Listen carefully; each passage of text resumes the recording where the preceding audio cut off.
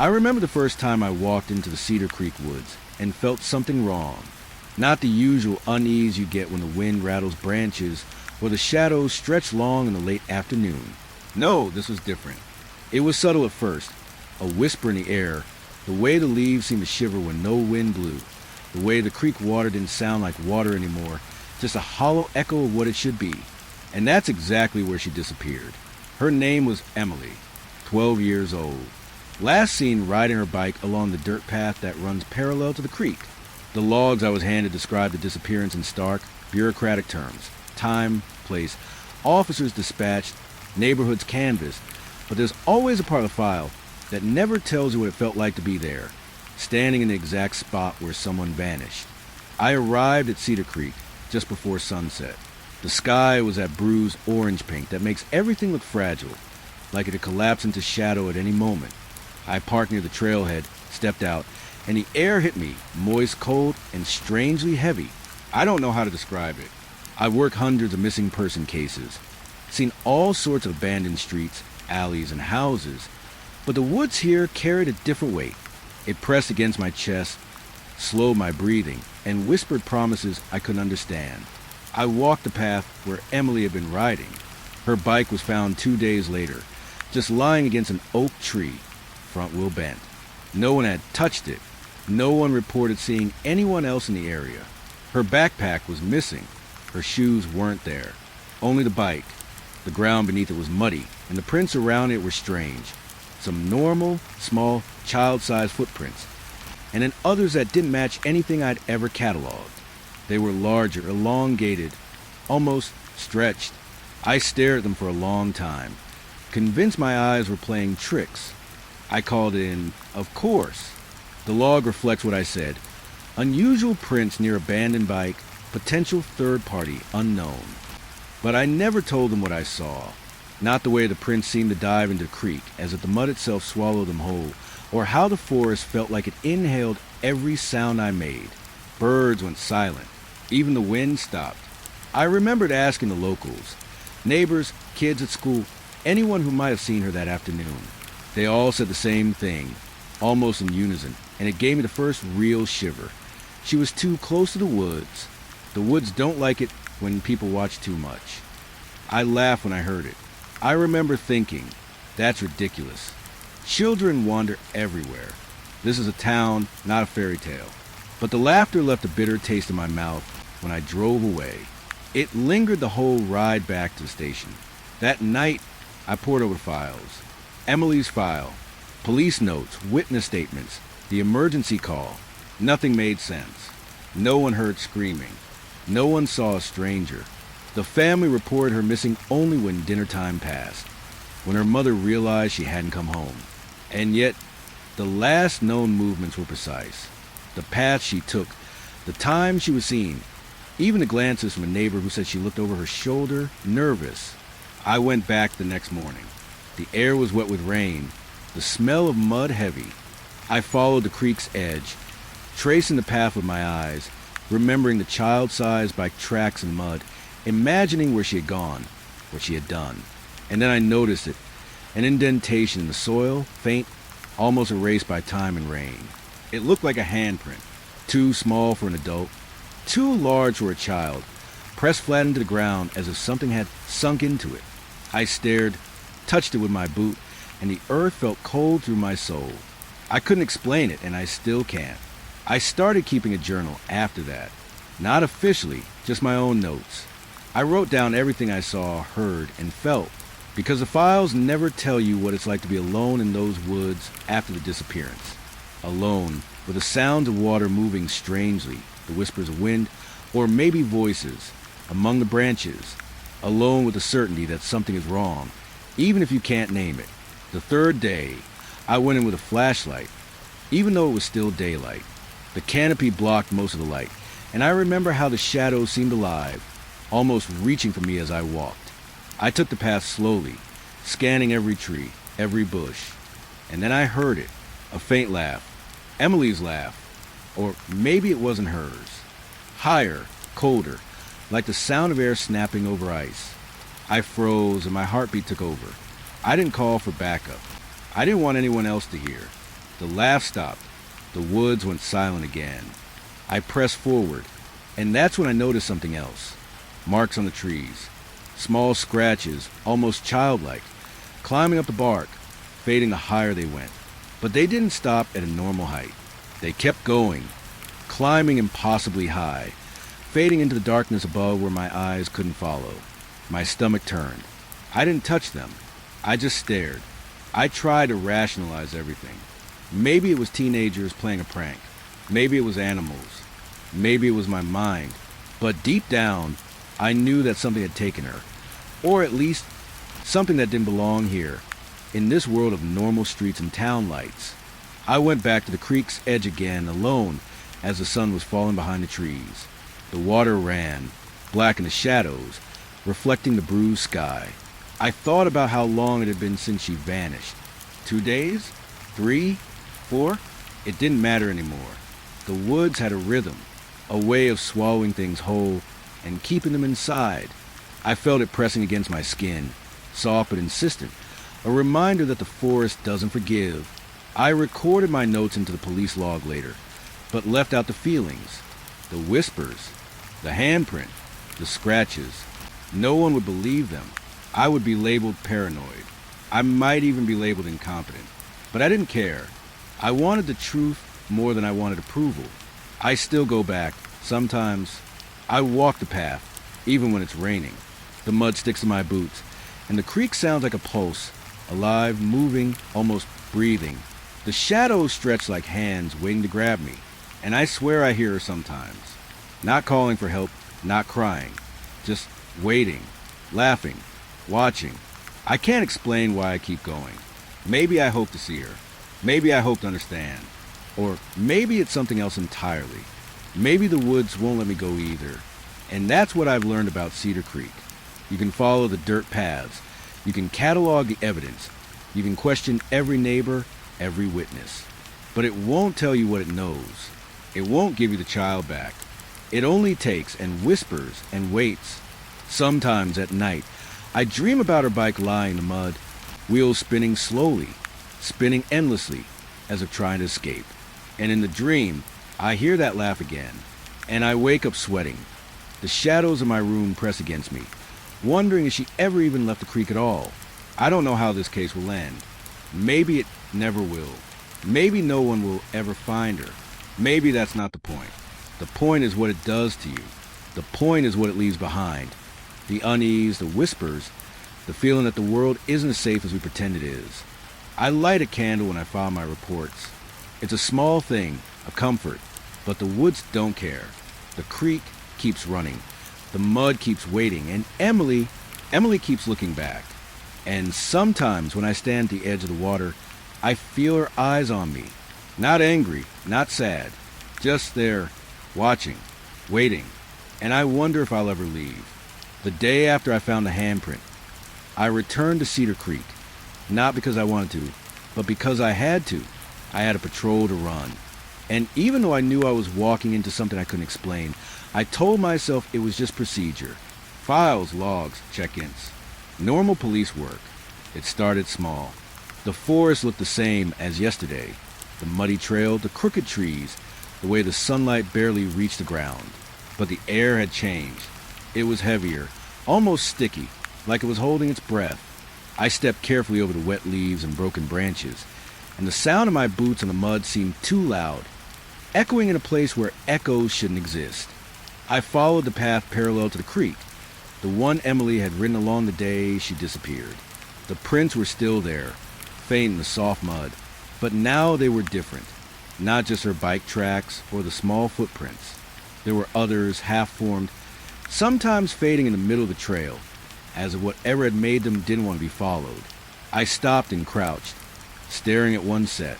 They were longer than a human foot, narrow, twisted in a way that didn't make sense.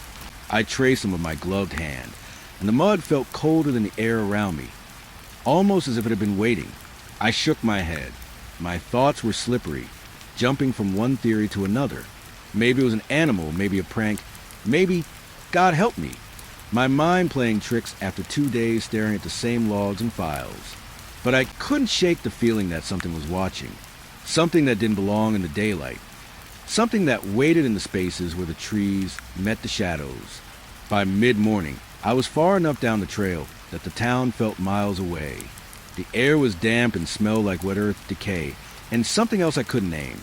I paused, taking a deep breath, and for a moment the forest felt alive. Not in a normal way. The leaves twitched, but there was no wind. The creek babbled, but the sound was distorted, hollow, and somewhere just beyond my sight, I thought I heard a voice. It was soft, almost imperceptible, like a whisper carried on the wind. I froze, my pulse hammering. It wasn't calling me. Exactly. It wasn't a name.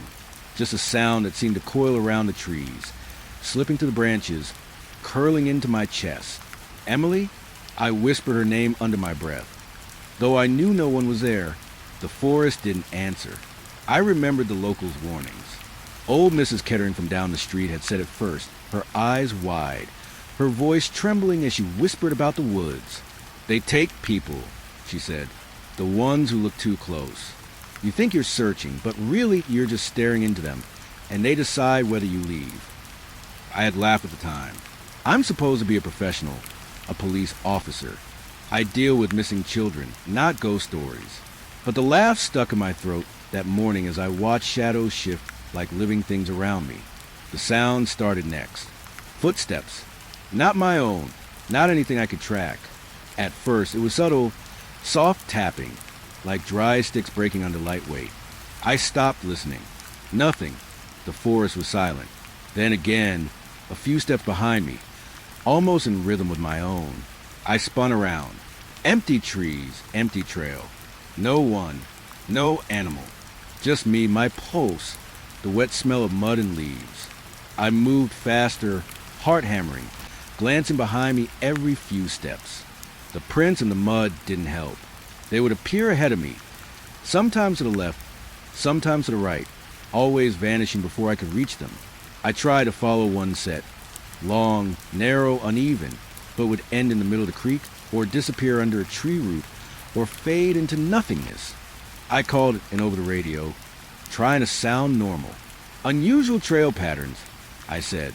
No visual confirmation. Requesting advice. The dispatcher's voice was calm, professional. Copy. Can you clarify unusual patterns? I hesitated. They end. They vanish. Not in mud or water. Just stop, like they weren't meant to be followed. A pause. Understood. Continue patrol. Report any findings. I hung up and swallowed hard. My mouth was dry. I told myself it was okay. That I was imagining things. That after hours staring at Emily's file, after tracking the path where she disappeared, it was natural for my mind to see patterns that weren't there. But the whispers kept rising in my ears, faint and mocking. They didn't form words, not yet, but they teased my thoughts, tickling the edges of reason until I wasn't sure what was real. By afternoon, I found myself at a bend in the creek I hadn't noticed before. The sun was lower now, and the shadows stretched like reaching fingers. And there it was, a tree large, twisted, with bark scraped and gouged. At first, I thought it was normal damage. Deer storms rot, but the marks were deliberate. A spiral, carved from the base up into branches I couldn't reach. I traced the pattern with my eyes. Every twist, every notch, felt like a message meant for me, or maybe a warning. I crouched and pressed my hand against the tree. The bark felt alive under my fingers, almost pulsing. The air thickened. My ears picked up the creek again, but the sound was off, warped. My breath came fast, and for a moment I imagined Emily standing there, small, staring at me from between the roots. She didn't speak. She didn't move. She only watched, and then she was gone. The rest of the patrol blurred. I tried to focus on my route back, trying to ignore the whispers, but the woods didn't let me leave. Every path I took felt wrong. Twigs snapped behind me when no one was there.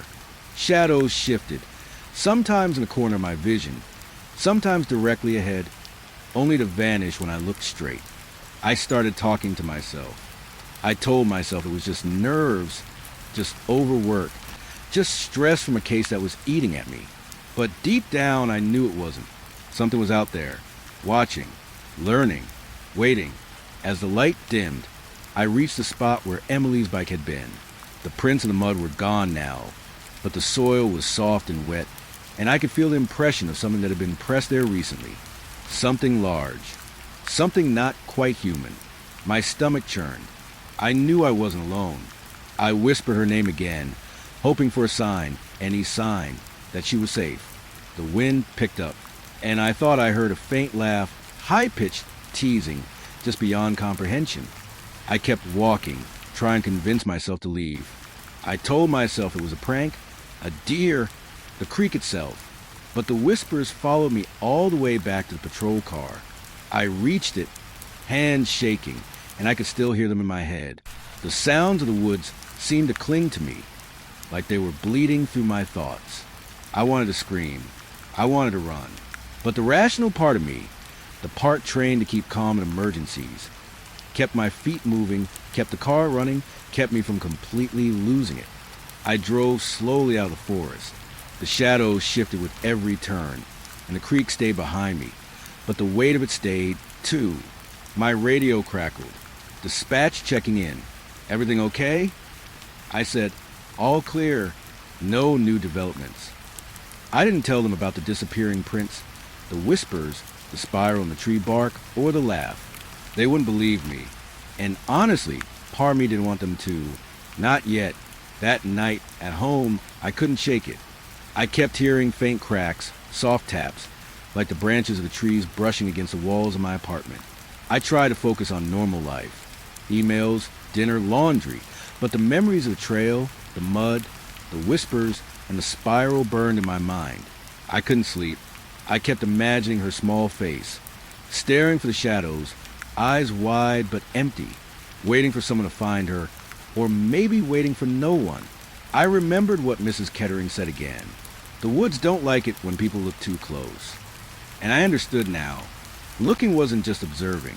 It was an invitation, an acknowledgement, and I had been too curious, too human, too stupid to know that curiosity in these woods came with a price.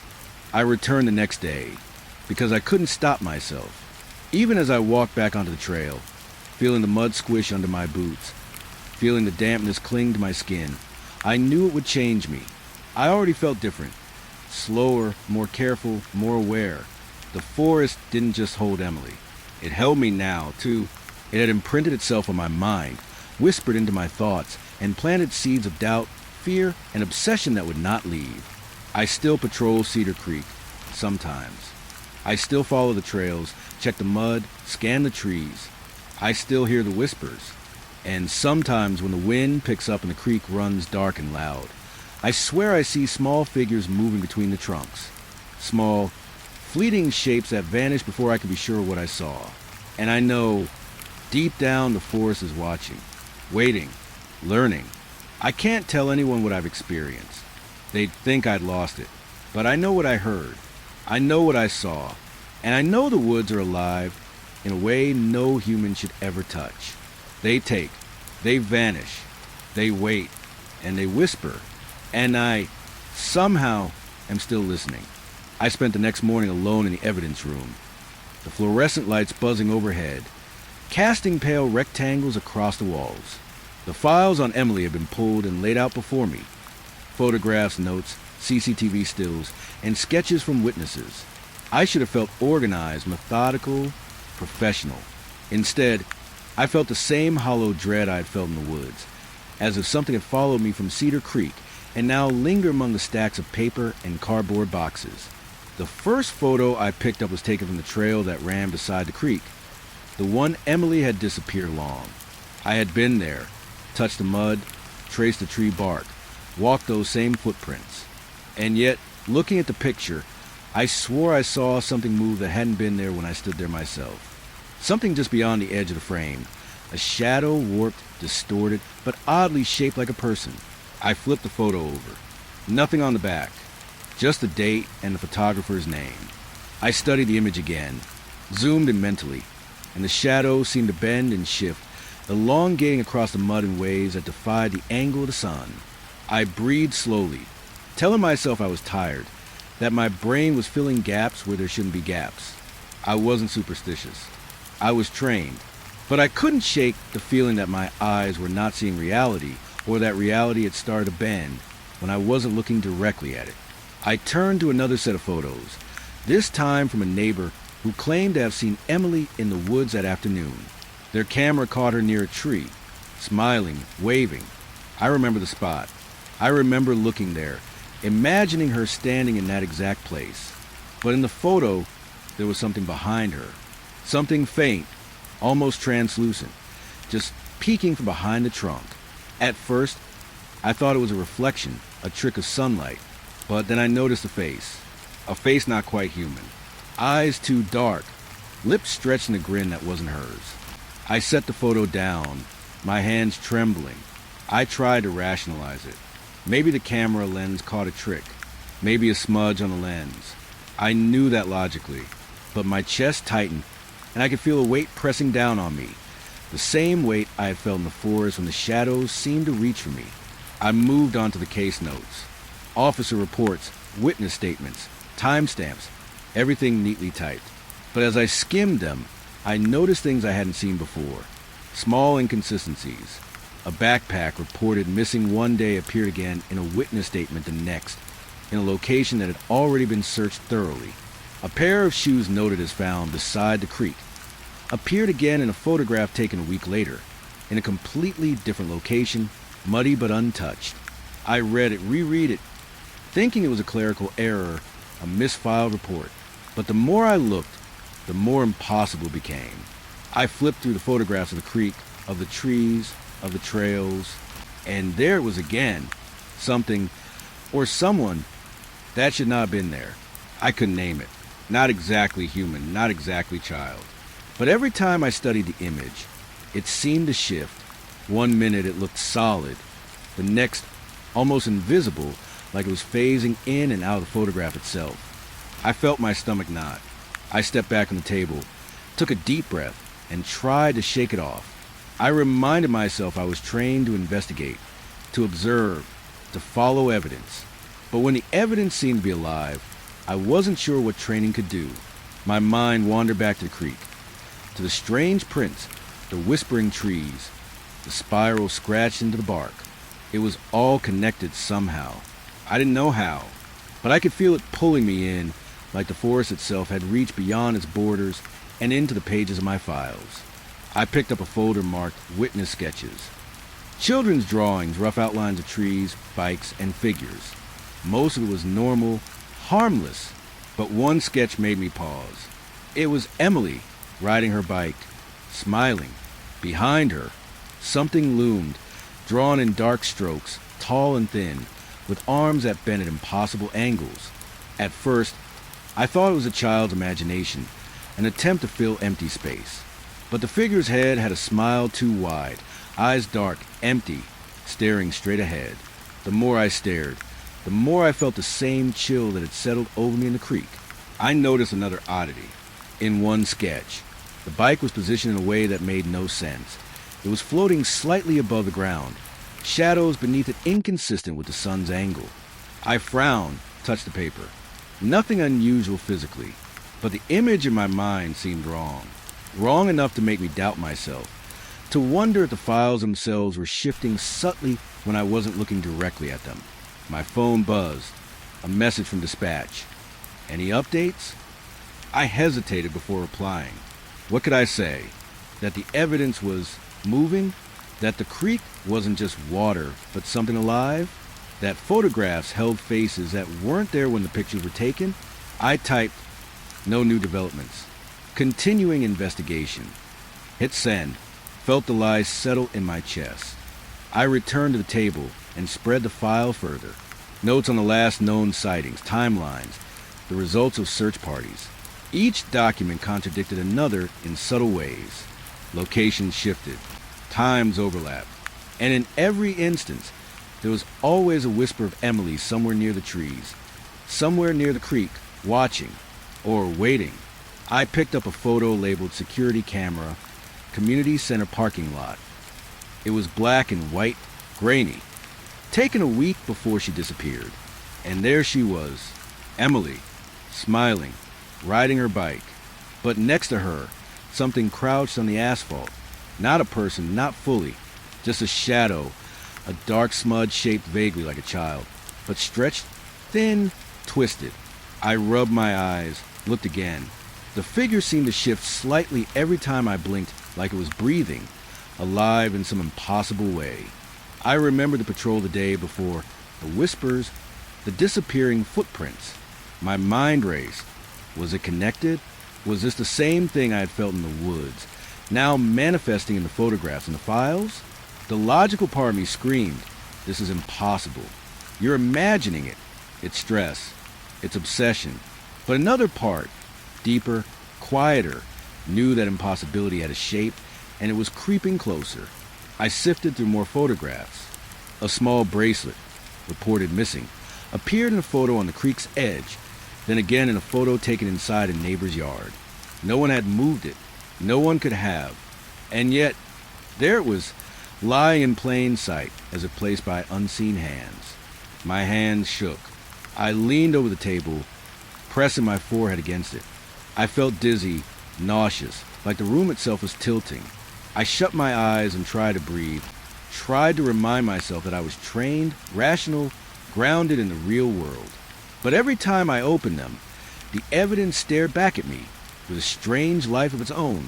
The photographs, the sketches, the notes, they weren't static. They were alive, whispering in ways I couldn't translate, pointing to truths my mind wasn't ready to hold. I remembered the locals' warnings.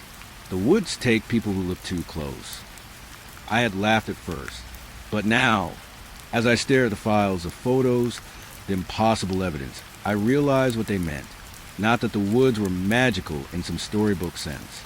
Not that they were alive in a friendly way. They were alive in a way that warped perception, that made the unseen seen, that tugged on reality until it tore. And anyone who looked too closely, anyone who tried to understand too deeply, risked being pulled in. The phone buzzed again. Another message from dispatch. Officer, are you okay? I wanted to scream. I wanted to tell them everything, but words failed me. How could I explain that the evidence itself seemed haunted? That photographs held moving shadows. Sketches held impossible figures. Notes contradicted themselves in ways that defied logic? I typed a simple, measured reply. Continuing review. Will update shortly. I leaned back in my chair, trying to calm my racing thoughts. The room was silent, except for the faint hum of fluorescent lights. And yet, I could feel it, the presence of something just beyond my perception, watching, waiting, judging me for looking too closely, for seeking answers that weren't meant to be found.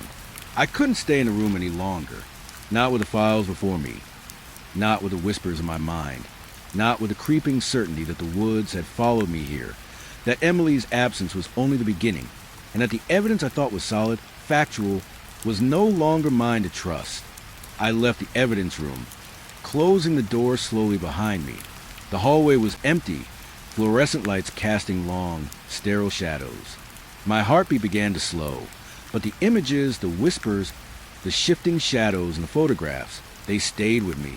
I knew that no matter where I went, I would carry them in my mind, haunting my steps, my thoughts, my dreams.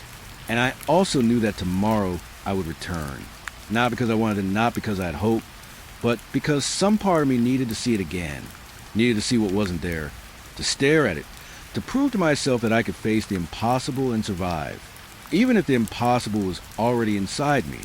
I walked home that evening, the sun low and orange, the shadows long and reaching. The forest waited beyond the town, silent, patient. And I knew that when the next patrol came, when the next file was opened, the whispers would return. The evidence that wasn't there would shift, move, breathe. And I would be there, looking too closely, just as the locals warned, just as Emily had taught me. I don't know how much longer I can do this. How much longer I can stare at things that shouldn't exist and keep my sanity intact. But I will, because some part of me hopes, against reason, that if I look hard enough, I will find her. And maybe if I do, I will finally understand what the forest has been hiding and why it never lets go. I remember the night I finally closed a file on Emily. Or at least That's what the paperwork said. In reality, the file was never closed. It sat neatly in the evidence room, labeled archive, but it hummed with a presence I couldn't explain, a weight in my chest that didn't ease no matter how many times I told myself the case was over. It had been weeks since I patrolled Cedar Creek. Weeks since the whispers and impossible footprints had made me doubt my own eyes. The search teams had scoured the area. The neighbors had been questioned, tips followed, leads pursued. And yet, Emily was gone. No ransom note, no sign of struggle, no trace beyond the bike left abandoned. The handprints pressed into mud, and the shadows that seemed to linger in photographs. I told myself when I closed the file that it was over, that my job was to record facts, not chase ghosts. But that night, as I drove home through the quiet streets, I couldn't shake the feeling that something followed me, that the creek, the woods, the very earth around Cedar Creek was watching, waiting. The air was thick with early autumn chill. Leaves rustled in the wind, but there was no wind. The creek beside the road moved quietly, water smooth and black, reflecting the dim glow of streetlights. I parked my car near the small bridge, the one overlooking the trail Emily had ridden along, and I stepped out. The sound of my boots on the asphalt sounded too loud, too deliberate, and then I heard it, a whisper, faint, almost imperceptible, but unmistakable. I froze. Emily? I whispered under my breath, heart hammering. The sound didn't answer me in words. It was just a sigh, soft, fleeting, curling around my ears. I took a cautious step forward, and the whisper came again, closer, teasing. A sound I could not locate. Not in the creek, not in the trees, not in the dark. I leaned against the guardrail, staring at the creek's black surface. The reflections of the trees shimmered strangely, as if the water itself wasn't entirely liquid but alive, moving in ways that defied physics. I rubbed my eyes, blinking rapidly, trying to tell myself it was my mind playing tricks after weeks of sleepless nights, of staring at files, photographs, and the same mud tracks that had haunted me for days. The whispers didn't stop. They floated on the edge of perception, curling into my thoughts, tugging at memories I tried to keep buried. I remember the first day I saw the handprint in the mud, the way the prints disappeared into nothing and the spiral scratched into the tree bark. Every detail was a ghost that refused to leave me, even in the safety of my own life outside the woods. I took a step closer to the creek's edge, compelled by something I couldn't name. The water rippled, though there was no wind, and I thought I saw the faint glimmer of her bike, spinning slowly in the shadows. I squinted. The image shifted. It wasn't there. Or maybe it never had been. My mind raced. Was it a reflection? A hallucination? Or had the creek kept it just for me? A reminder of the girl who had disappeared without a trace? I heard the whisper again. Not words. Not a voice I could recognize, but a sound that curled around my skull and settled in my chest. I pressed my hands to my ears, tried to shut it out, but the whispers were patient, persistent. They wrapped around the trees, slid over the water, and found their way inside me. I couldn't escape them. I remembered the locals' words again. The woods don't like it when people look too close. They take what they want and they keep it. I had mocked the warning at first. I was a trained officer. I relied on evidence, logic, and procedure. But now I understood. The warning wasn't about superstition. It was a truth wrapped in fear. The closer you looked, the more the forest, the creek, and the shadows insisted on being seen. And once seen, they followed. I crouched near the water's edge, my breath misting in the cold night air. The creek's surface shimmered like glass, but the reflections were wrong. Trees stretched taller than they should have, shadows bent in impossible directions, and somewhere in the pattern, I thought I saw a small figure just beyond clarity. A child, standing still, staring at me with dark, empty eyes. The figure blinked once, and then it was gone. I stumbled back, my pulse racing. Rational thought told me it was my mind. Exhaustion, stress, the pressure of the unsolved case, the missing girl, the files I couldn't unsee. But deep down in the quiet, trembling part of my consciousness, I knew better. Something lingered here, something that had been here all along, just beyond sight, waiting for me to notice. I left the creek and walked the edge of the trail. The night was quiet, almost too quiet. No wind, no birds, no rustle of animals in the leaves. Just a whispering, curling in the darkness, following my steps. Every few paces, I thought I heard a small footstep behind me. Just a faint tap, quick, deliberate, and then silence. I spun around. Nothing. Just the trees, skeletal and black, against the night sky. I couldn't stop myself from looking back.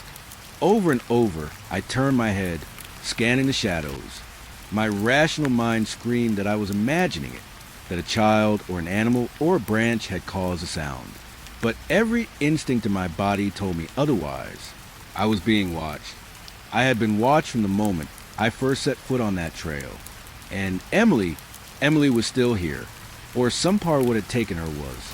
The memories came unbidden, the spiraling marks in the tree bark, the strange footprints that ended in nothing, the faces and photographs that weren't there when the pictures were taken. My mind reeled, connecting dots that had no right to connect, forming a pattern that made my stomach twist. She had never left. Not really. Not in a way that would let me find her. I remembered walking the trail alone during the day, trying to map the prints, to follow the path, to make sense of forest. And now, at night, it felt different. The air pressed against me, thick, almost solid, like the creek itself had spilled into the forest, filling the spaces between the trees. I thought I saw shadows moving against the trunks, figures that should have been impossible, elongated, bending unnaturally, and always, just behind the edge of perception, the whispers. I pressed my hand to my forehead, trying to stop the spinning in my head. The rational part of me, trained, professional, grounded, kept repeating the same mantra. It's not real. It's not real. You're imagining it. But the irrational part, the part that stared at impossible evidence, that had felt the forest close on the trail, that had watched photographs shift, knew better. Something real, or something that had once been real, waited in the shadows, and it was patient. I found myself at the spot where Emily's bike had been abandoned. The mud was soft, the prints gone, but the shape of her disappearance remained. I knelt, brushing the soil with my fingers, trying to feel something, anything, and for a brief, fleeting second, I thought I felt her hand slip into mine. Cold, pale, trembling. Then it was gone, and the creek laughed softly, or maybe it whispered, or maybe it was just the sound of water, but the sensation lingered, a reminder that she had never left. I stood, shivering despite the jacket, the chill creeping into my bones. I wanted to leave. I wanted to run back to the warmth of my car, to the false safety of streetlights and locked doors. But I couldn't. Something kept my feet rooted to the trail, something that whispered I needed to see, needed to understand, even if understanding was impossible. The wind, or the lack of wind, shifted. Shadows bent in ways that made my stomach knot. And then I heard it clearly, a small voice, unmistakable, teasing, almost playful. Come closer. My pulse thundered in my ears. I swallowed. Emily? I called, my voice small, cracking. Silence. Then again. Emily? No response. Just a whisper of leaves, the gentle lapping of water, and that persistent, patient weight pressing against my chest. I walked back to my car slowly, tried to leave the creek behind, but the sounds followed. Every crunch of leaves under my boots was echoed by faint, impossible steps behind me. Every time I turned, the trail was empty, and yet I knew I was not alone. Never alone. Not here, not there, not anywhere the creek and the forest touched. I reached the bridge, the town lights just ahead, and for a moment, the normal world seemed to return. Street lights, paved roads, the distant hum of cars. And then, from the darkness of the creek below, I heard it one last time, the laugh, high and faint, curling into my mind, not a child's, not fully human. The sound made my stomach lurch. The echo of Emily, or whatever remained of her, was here, always here. I never left fully that night. I drove slowly, checking over my shoulder, windows up, the hum of the engine a weak shield against the whispers. At home, I tried to sleep, but the images followed me. Her bike spinning slowly, the spiral in the tree, the shadows and creek, and that faint, impossible smile in photographs. I could feel the forest in my dreams, pressing against me, reminding me that the case wasn't over. It never would be, and that is what I learned about Cedar Creek. Some things vanish and leave no trace. Others vanish and linger. Emily had disappeared, yes, but in the way the forest holds a memory, she was still here, watching, waiting. Whispers curled around the edges of my consciousness, reminders that the forest doesn't forgive, the creek doesn't release, and some mysteries are never solved. I cannot go back, not fully, not alone, not without the weight of what I've seen pressing against me. And yet, some part of me knows I will return, drawn back by the echoes, the whispers, the impossible pull of a place that does not forget, a place that never lets go. Because Emily never left. And I somehow am still listening. The night shift starts quietly at first. The hum of computers, the buzz of fluorescent lights, the soft static of phones in standby. Most nights are routine. Accidents, minor disputes, lost pets, false alarms. But some nights, you can feel the air thicken, like the building itself knows someone is about to call with a story it doesn't want you to hear. I had been on the line for about 3 hours when the first unusual call came. My headset crackled to life, and a small voice broke through. "Hello, 911, what's your emergency?" I asked, keeping my voice calm, trained professional. There was a pause. Then the voice, young, panicked, barely holding itself together. Someone's watching me. Please. They're outside my window." I felt my stomach tighten, the hairs on my arms rising. Okay, I'm here. Can you tell me your name?" Lila, the voice whispered. The sound was tremulous, afraid, but steady enough to be real. I could hear a faint hum in the background. A refrigerator or heater, the creak of the floorboards. "Lila, can you tell me where you are?" I asked, glancing at the computer screen. Dispatch had her location almost instantly, an older home on the edge of town, near a wooded area. I keyed it into the system, while keeping her on the line. Oh God, they're looking in. I saw a shadow. In the window. I can't move. Her voice rose, breaking in fear. "Stay calm, Lila. I need you to stay on the line with me. Can you get to a room with a lock?" There was silence. Then, I think so. I don't want them to see me. I kept my tone measured, but inside, my pulse was racing. The routine steps, the protocol, flashed through my mind. Send the nearest unit. Keep the caller on the line. Get as much information as possible. Assess the threat. But something about her voice, the tremor of it, the way her words stuttered like her breath was being watched, made the night feel heavier. "Lila, I've got officers on the way. Can you find a room and lock the door?" I asked again. I'm under the stairs. There's a door. I can lock it. Her voice broke into a high-pitched squeal. "I think they're moving. I can hear them." I could hear faint noises on my end, almost imperceptible. Footsteps? A rustle? Or was it my imagination, a trick of the thin night air and my own tightening nerves? I instructed her to remain quiet, to breathe slowly, to stay calm, even as my own thoughts screamed that something in her home was wrong, something that didn't belong. "Lila, stay low, stay quiet. I need you to tell me if you see anything. Anything at all. Can you describe it?" I don't know.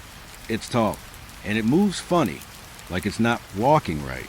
And its eyes," she swallowed audibly, and the line carried a soft gasp. "They're glowing. I think they're glowing." My stomach dropped. Glowing eyes. I've been on this job for years, and I've learned to distinguish panic exaggeration from real threat. But there was something raw in her voice that didn't lie. I typed in the details as best I could, telling the dispatcher to prioritize her call. Officers were dispatched. ETA under 5 minutes. "Lila, you're doing great. I need you to stay on the line. Keep whispering to me. Where is it now?" "Moving. I think in the hallway. It's smiling. But it's not a normal smile. It's wrong. It's too wide. And its eyes." Her voice broke completely. "It's looking right at me." I could feel the hairs on my neck rise. My heart hammered, my palms slick in the headset. I repeated the procedures in my mind. Keep the caller calm. Assure them help is on the way. Don't panic. But the words fell hollow. There was a part of me that knew, deep down, that whatever Lila was seeing wasn't just a person. Not entirely.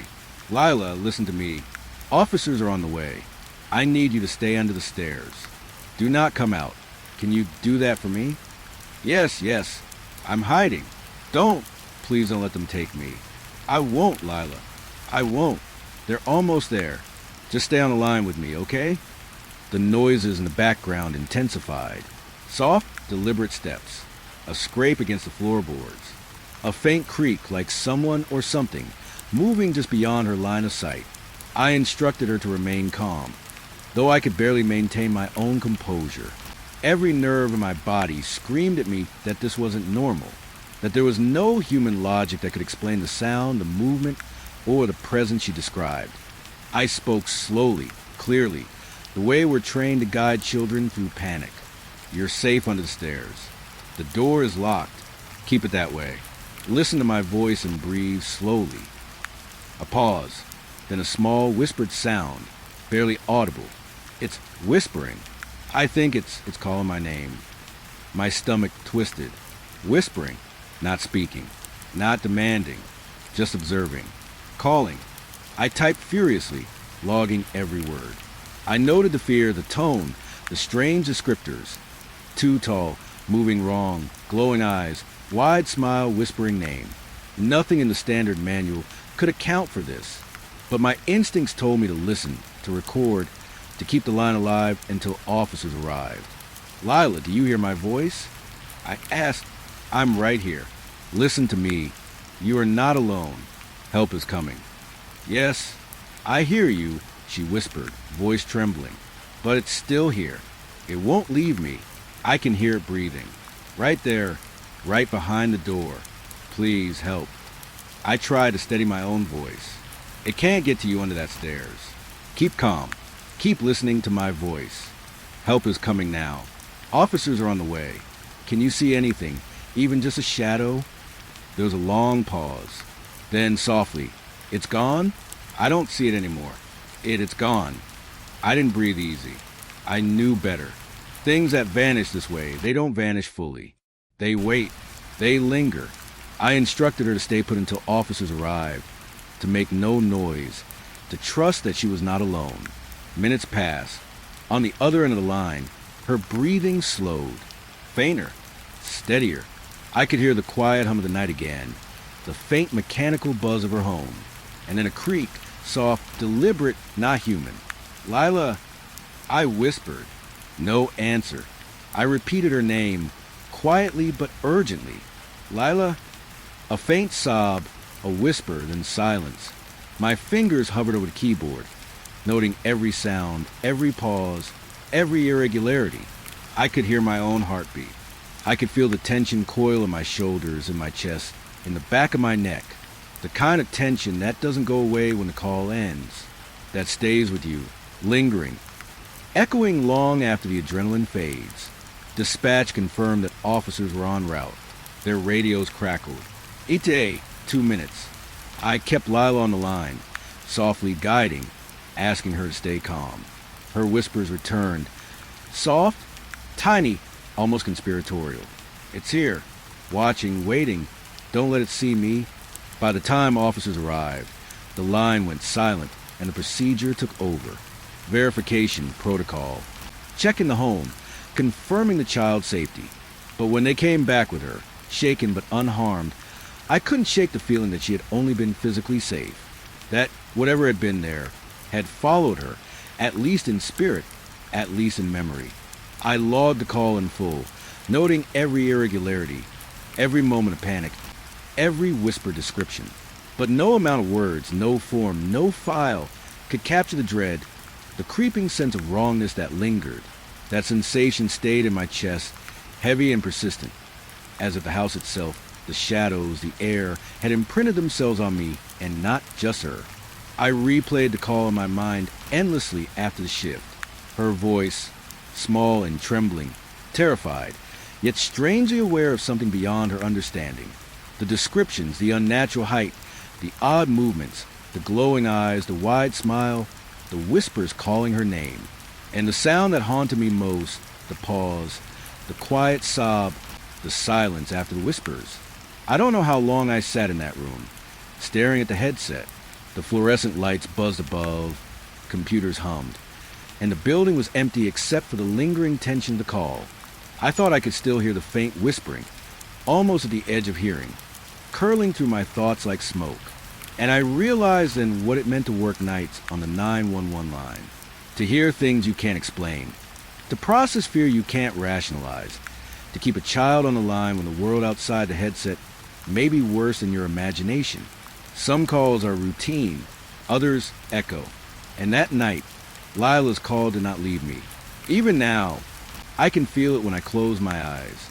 The whispering, the watching, the sense that someone or something follows, not through the physical world, not entirely, but in the edges of perception, a presence that lingers, patient. The next day, I found myself back at the dispatch center, long after my shift should have ended. The glow of monitors filled the room, rows of blinking lights and humming machines, comforting in their constancy yet somehow oppressive in the quiet.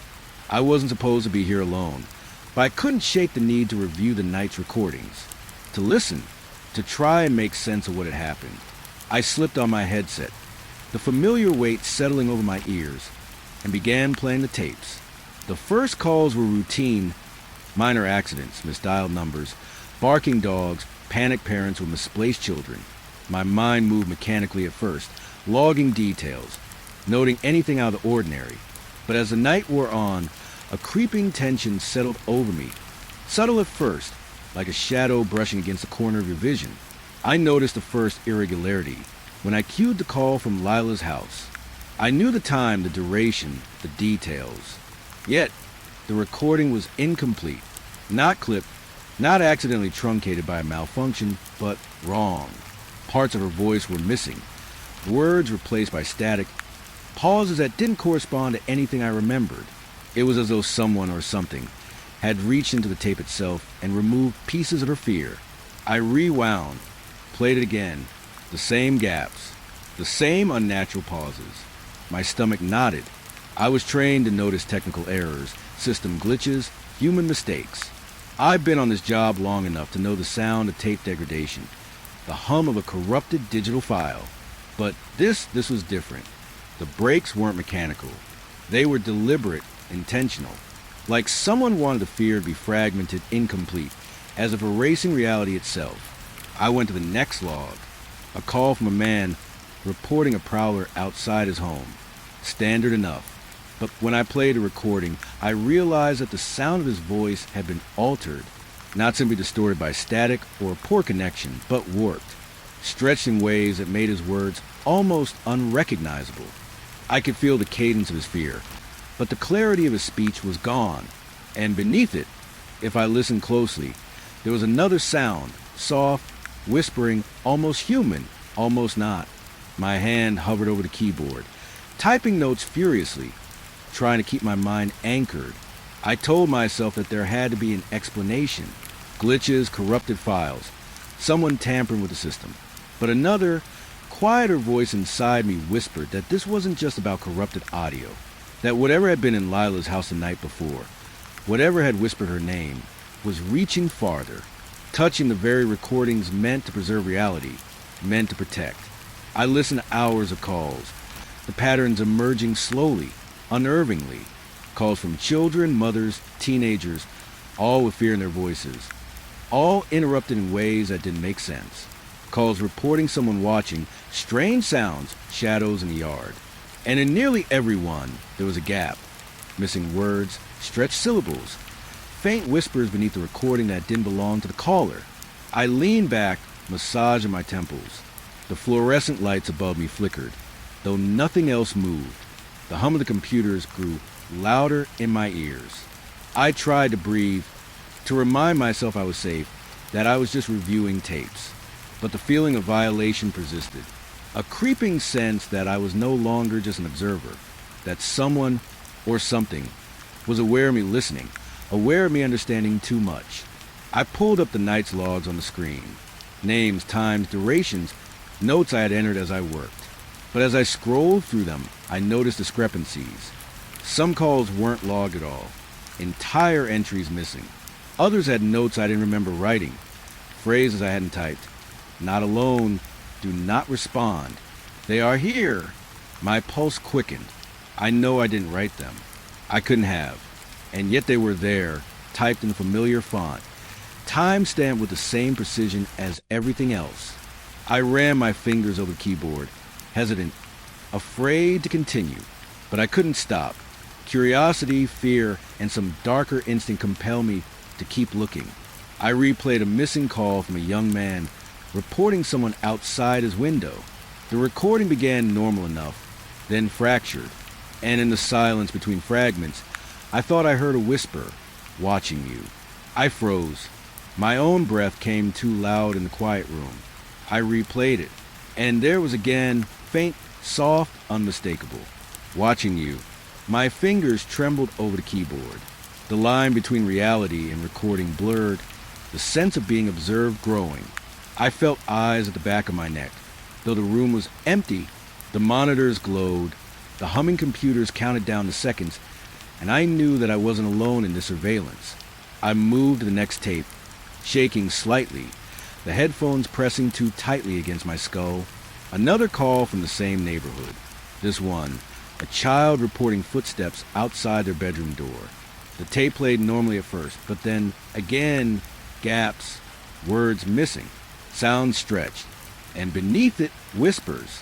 Not just one, but multiple. Faint, overlapping, like a chorus of voices. Low, patient, watching. I paused the recording, pressed my hands against my eyes. I had to remind myself that I was trained, that I was logical, that my job was to record and report, not to succumb to fear. But the room seemed depressing around me. Every shadow seemed darker.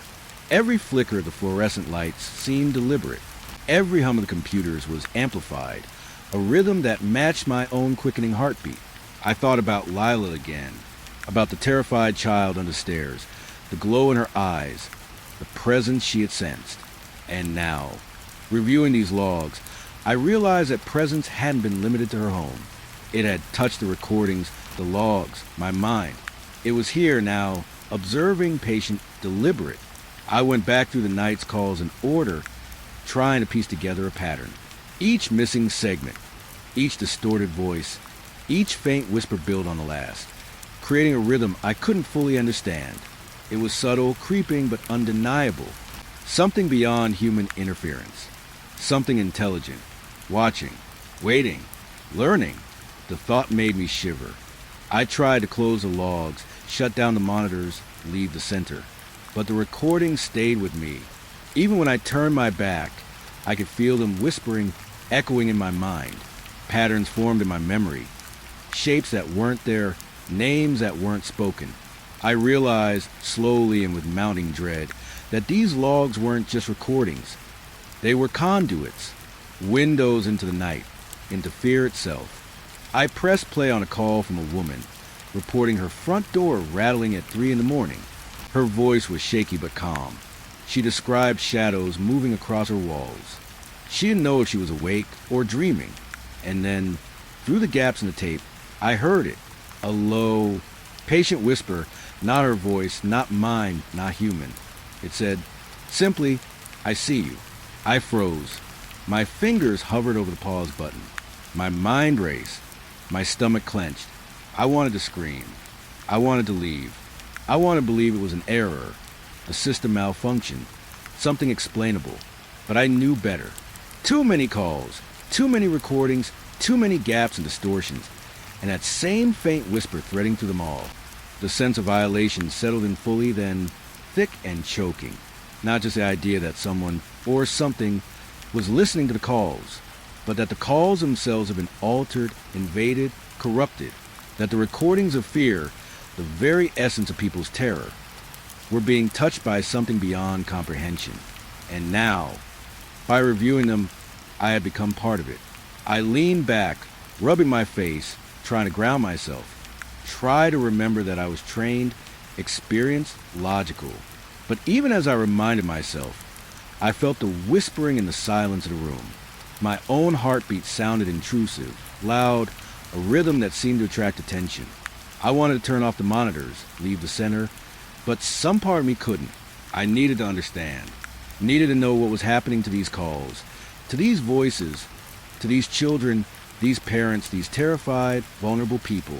I reviewed another call, one that had been logged as a minor dispute between neighbors. At first, it sounded mundane, ordinary, and then a gap, a pause where words should have been. A faint whisper, almost musical, curling beneath the dialogue. My chest tightened. The words were impossible, but clear enough to register. "Look at me."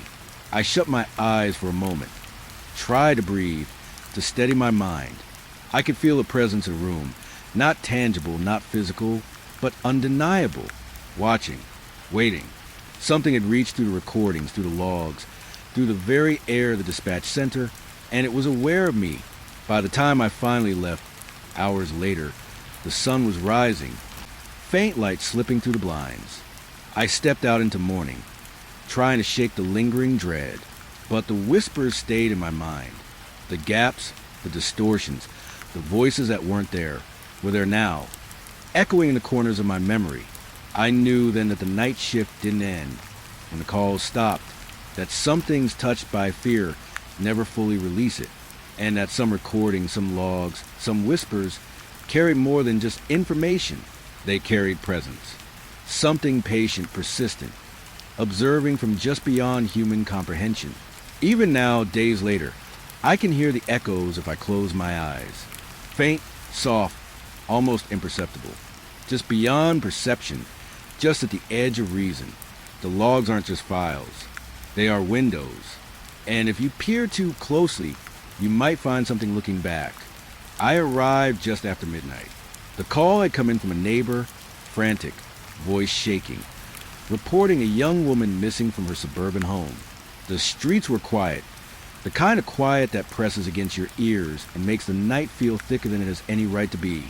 I drove slowly, scanning the homes, the well-manicured lawns and shuttered windows, the streetlights casting pools of orange light that did little to push back the darkness. The house in question stood at the end of a cul-de-sac. From the outside, everything looked normal. Lawn neatly trimmed, porch light on, a car parked in the driveway. But the air around it felt different. Not wrong in an obvious sense, nothing tangible, but heavy, almost expectant. It was a kind of feeling that sits in the pit of your stomach, creeping along your spine, like the world had paused and was holding its breath. I stepped out of the cruiser, boots crunching on gravel. My hand hovered near my holster. Not that I expected trouble, not in this neighborhood, but instinct demanded readiness. I approached the front door, keying my radio to update dispatch. Officer on scene. House appears normal, no signs of forced entry. The door was unlocked. I paused, a warning bell ringing somewhere in my mind, and pushed it open slowly. The interior was silent, empty, clean, too clean. No signs of struggle, no overturned furniture, no abandoned belongings. Only the faint hum of electricity and the subtle smell of antiseptic and wax floors. I moved to the living room, my footsteps muted against the carpet, checking each room as I went. The kitchen, empty. The bedrooms, empty. Even the basement, which I approached last, showed nothing. The home was abandoned, yet nothing suggested anyone had left in a hurry. There were no suitcases, no scattered clothes, no personal items left behind in panic. It was as if the person had simply vanished. I felt the first prickling of unease as I made my way back to the living room. The homeowner had mentioned CCTV cameras, and I went to check the monitor mounted on the wall. The screen flickered to life, showing the front yard, the driveway, the cul-de-sac. The video looped perfectly. At first, I didn't notice. A normal feed, just a quiet street, a branch swaying in the wind, nothing moving. And then I saw it. The loop had been running long enough that I could compare the movement. A small branch fell from a tree, hit the grass. A car passed by, out of sync with the timestamp. The footage repeated the same 5 minutes over and over, though the timestamp ticked forward. Each repetition was almost perfect, except for faint inconsistencies, tiny movements that didn't make sense. A shadow here that vanished in the next loop. A light flicker there that didn't correspond to any switch.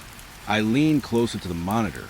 My reflection stared back, distorted slightly by the glow of the screen. I shook my head. It had to be a glitch. The system could be malfunctioning. Looping feed. Corrupt software. Any rational explanation. I forced myself to breathe and step back, scanning the room. But the unease remained, growing heavier, pressing into the silence. The neighborhood itself was different tonight.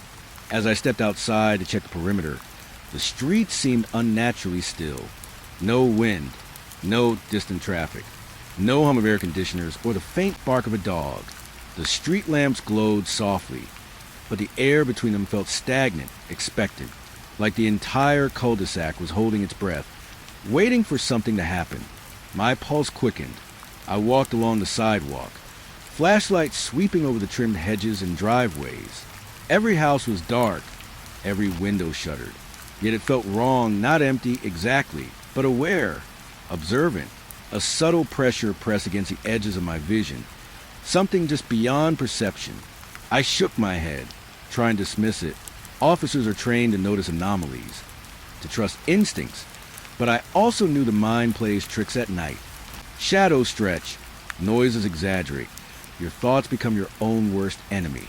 Returning to house, I accessed the CCTV system through my portable tablet, checking timestamps and recording logs. Every feed showed the same repetition, looping indefinitely. I tapped the controls, trying to fast forward, pause, rewind. The footage responded, but not correctly.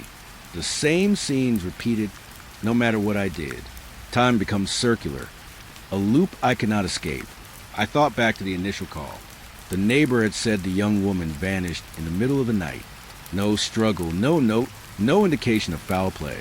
And now, seeing this, I realized that perhaps vanished was too mild a word. She hadn't simply disappeared. She had been erased from perception, from reality, from time itself.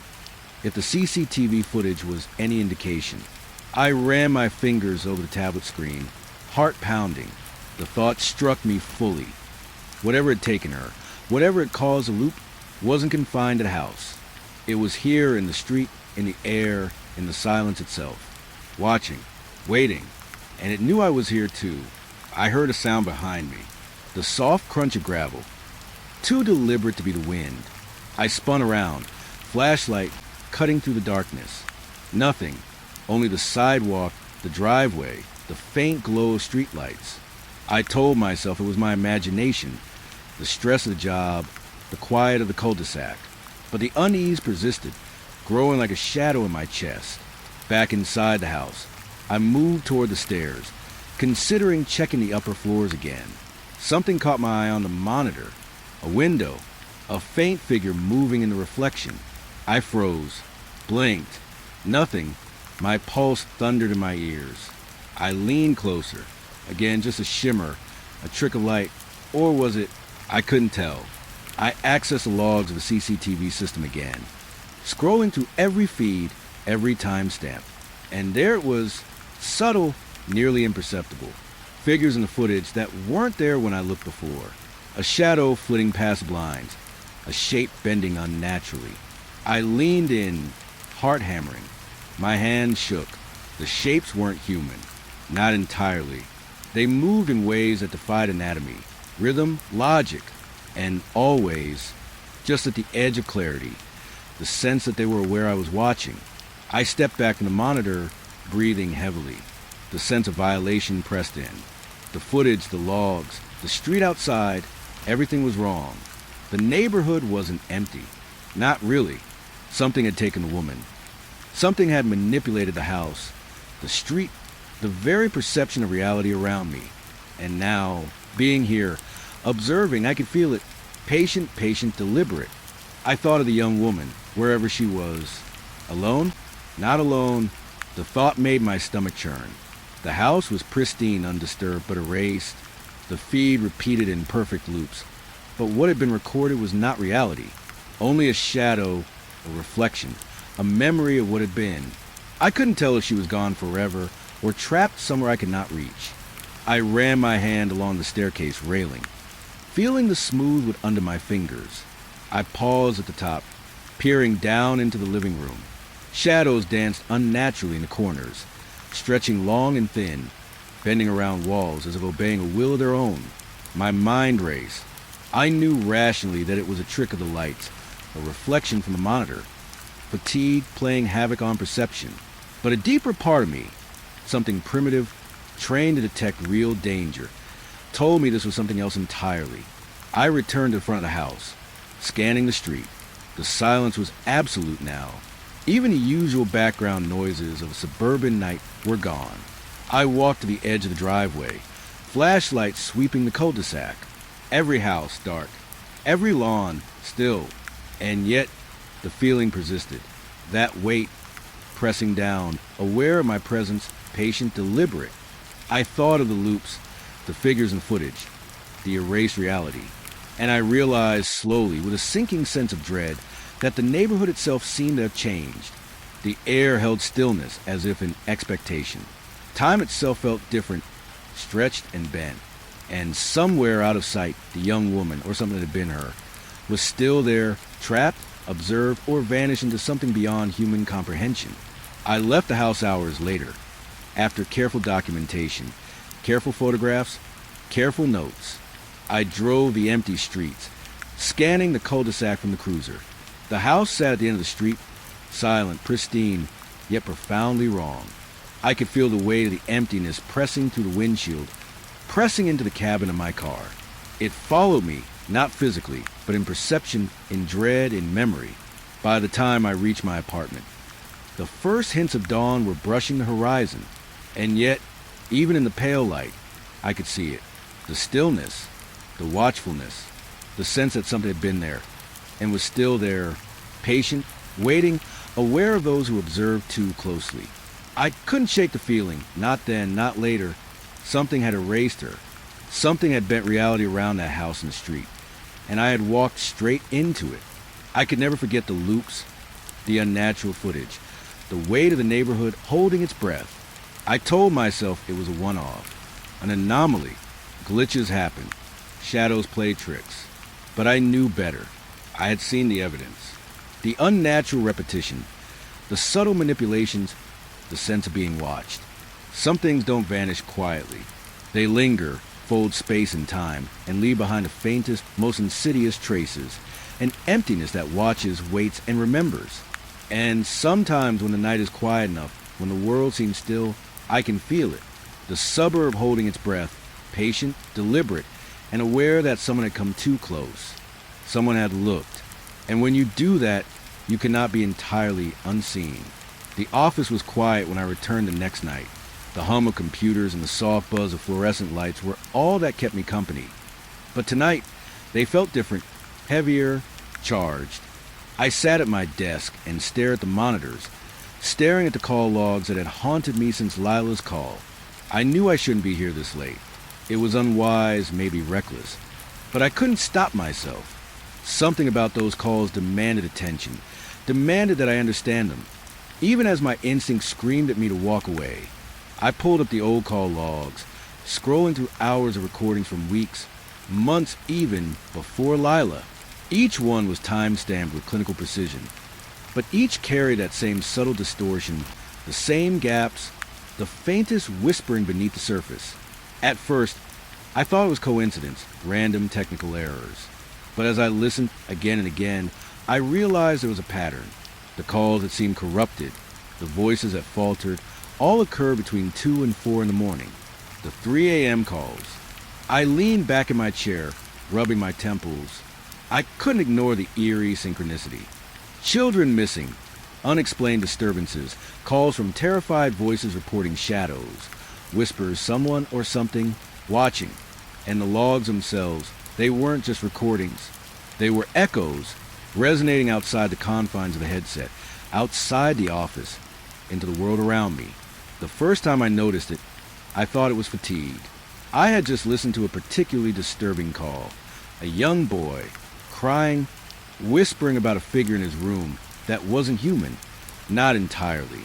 I shut off the monitor, leaned back, and there it was, soft, almost imperceptible, the same trembling whisper I had just heard in the recording coming from the quiet office. My pulse jumped. My eyes darted around the room.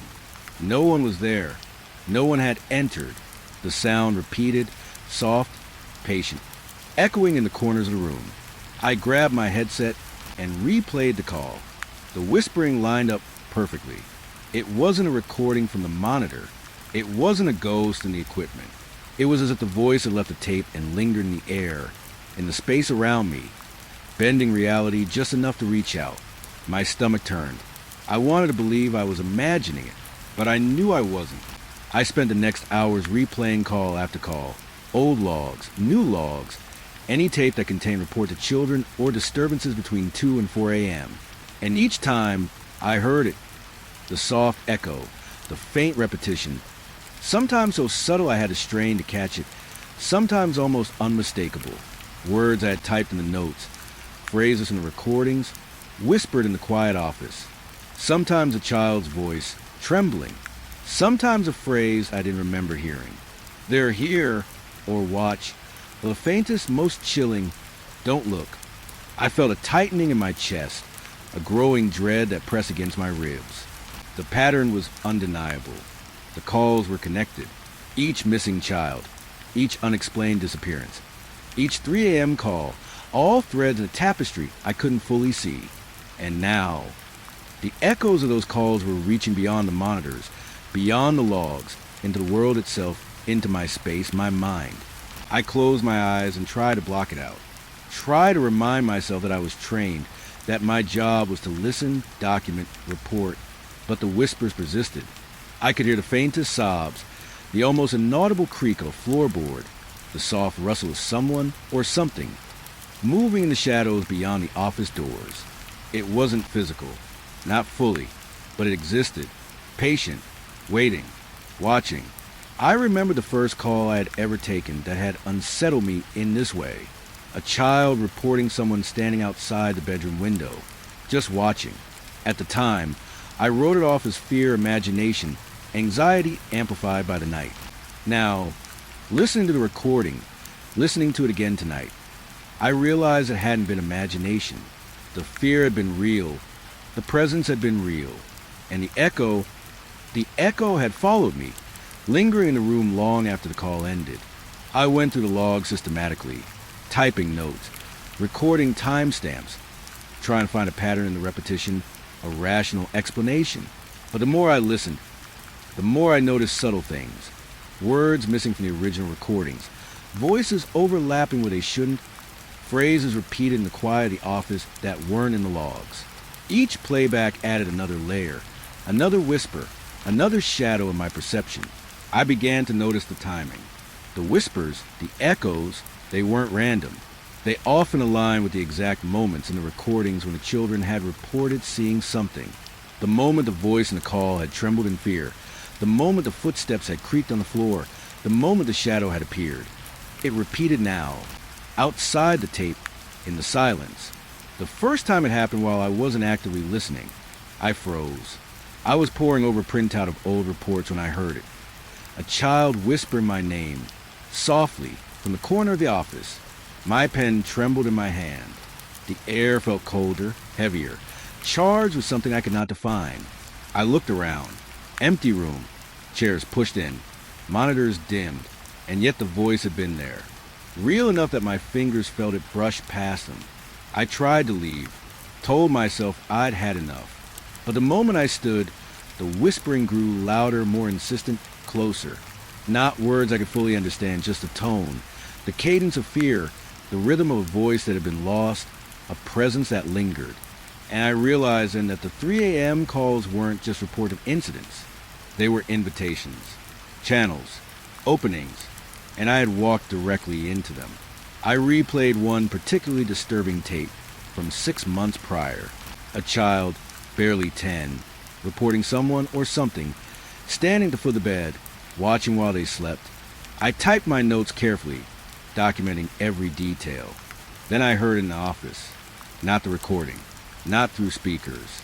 It was as though the voice had escaped the confines of the tape, faint, echoing, almost trembling, almost pleading. Don't leave me. I froze, chest tight, stomach twisting. The air seemed to press in, thick and unnatural. I wanted to rationalize, to dismiss it, but the sound was real, too real, human in pitch, human in fear, and yet wrong. Hollow, elongated, not entirely this world. I tried to retrace the missing children's last known movements. Houses, streets, neighborhoods, all ordinary, all mundane, and yet, through the recordings, through the echoes, I could feel the traces of them. Tiny, subtle, impossible to quantify. Footsteps that didn't belong to anyone in the video. Whispers that answered my own thoughts. Shadows just beyond vision. It was as if the missing children had left more than absence behind. They had left presence. A presence that seeped through the logs, through the recordings, through the silence of the office, reaching for anyone who would listen. Hours passed. I lost track of time. The office shifted around me. Shadows seemed to bend just beyond the periphery of vision. The whispers grew louder, overlapping, layering, until I couldn't distinguish which were the recordings and which were real. My chest ached, my stomach churned, and yet I couldn't stop listening, couldn't stop cataloging, couldn't stop searching for the connection, the meaning, the end. I remembered Lila, the first child who had made me aware of this pattern, the fear she had carried, the voice trembling under the stairs. And now, listening through these tapes, hearing these echoes in the silence, I realized that none of the children had ever really left. Not entirely. Something had followed them, embedded itself in the night, in the air, in the recordings meant to preserve their stories. The feeling of violation returned, stronger than ever, not just a violation of listening to corrupted calls, but the sense that my own presence had been noted, observed, that by revisiting these logs, I had invited something into my space, something that was patient, deliberate, and now it lingered, coiled in the quiet corners of the office, waiting for me to look too closely, to listen too long. I tried to step away from the desk, tried to leave the office, but the whispers followed. They weren't loud, not exactly, but they were close, insistent, a rhythm I could not escape, breathing, watching, waiting. I realized with a cold, creeping certainty that some of the missing children's voices had merged with the 3 a.m. calls, not just metaphorically, not just psychologically, but physically, perceptually. The echoes were bridges between what had been lost and what remained. I pressed my hand to my ears, tried to block the sound, tried to remind myself I was trained, logical, experienced, but the whispers found their way through anyway. Names, partial sentences, tiny, repeated fragments of fear, and beneath it all, a tone I couldn't quite define, pleading, warning, invitation. I didn't know, and that made it worse. By the time I finally left the office, hours later, the dawn was creeping through the blinds. The whispers receded, though I could still feel them in the edges of my hearing, in the shadows, in the quiet spaces between thoughts. I knew they would return. Every night, every 3 a.m., every log I revisited, every recording I played, they were never gone. The missing children's presence, their fear, their voices lingered, and so did the dread. Patient, insistent, observing. Even now, when I walk through the city streets, when the night falls and the air is still, I hear them, faint, at the edge of perception, whispers threaded through the ordinary sounds of life. And I know that somewhere, the echoes of missing children, the voices trapped in the 3 a.m. calls, are still reaching out, patient, waiting, watching. Some nights, when I close my eyes, I can hear Lila's voice again. Not the recording, not the file, but her presence in the quiet, trembling, afraid, pleading. And I know that the calls never end. The voices never stop. The echoes are still here, still watching, still waiting. And I am not alone. I had been at the station for years. Enough time to know every creak in the floorboards, every hum of the fluorescent lights, every routine and protocol by heart. Yet, that day, as I walked past the archives in the back corner of the building, I found something that unsettled me in a way no crime scene ever had. It was a drawer, plain metal, tucked into a filing cabinet that I swear I had checked countless times before. Its lock was rusted, old, but it opened easily with the twist of a key I didn't even remember picking up from the supply room. I hesitated for a moment, feeling a weight in my chest I couldn't explain. Officers talk about intuition, gut feelings, that tiny voice that warns you something is off. This was it, that faint whisper telling me I should leave. But I didn't. I couldn't. Inside, the drawer was full of files, missing person reports, but not the ones I recognized. These were old, some decades old, yellowed at the edges, the ink faded in places. Names that should have been archived, forgotten, even resolved, except they weren't. I flipped through the first few folders, scanning the details. Ages, locations, circumstances, normal enough at first glance. Children, adults, teens. But then patterns started to emerge. One name caught my eye. 12-year-old Evelyn Carter. Disappeared in the same wooded area near Cedar Creek as a more recent case I had been assigned. My pulse quickened. The date on her file was 20 years ago. Her disappearance was never solved. And yet, the notes here included details no one had remembered, no one had ever published in reports. Specific descriptions of footprints, the direction she'd been walking, a faint, almost imperceptible note about shadows moving between the trees. I remember that case vaguely from old briefings, but this file was different, complete, detailed, unnervingly precise. I flipped through more. Names repeated themselves in ways that shouldn't have been possible. A boy named Timothy Harker vanished in 1998. Same wooded stretch, same distorted footprints notation. Another, Lisa Moreno, disappeared in 2002. Her file mentioning the same strange markings and the inexplicable feeling of being watched. The coincidences piled up. I ran my fingers over the papers, a cold sensation creeping up my arms. How could no one remember these files? How had they been sitting here, hidden, unnoticed for decades? I pulled a file at random and sat down at a nearby desk. The room was quiet except for the soft hum of the air conditioning, yet felt heavy, oppressive, as if the building itself was leaning in to watch me examine these files. Evelyn's drawing, a sketch she had made for an officer, shaky, childlike, depicting a figure in the woods. At first glance, it was childish, innocent, but the shadow in the drawing was wrong.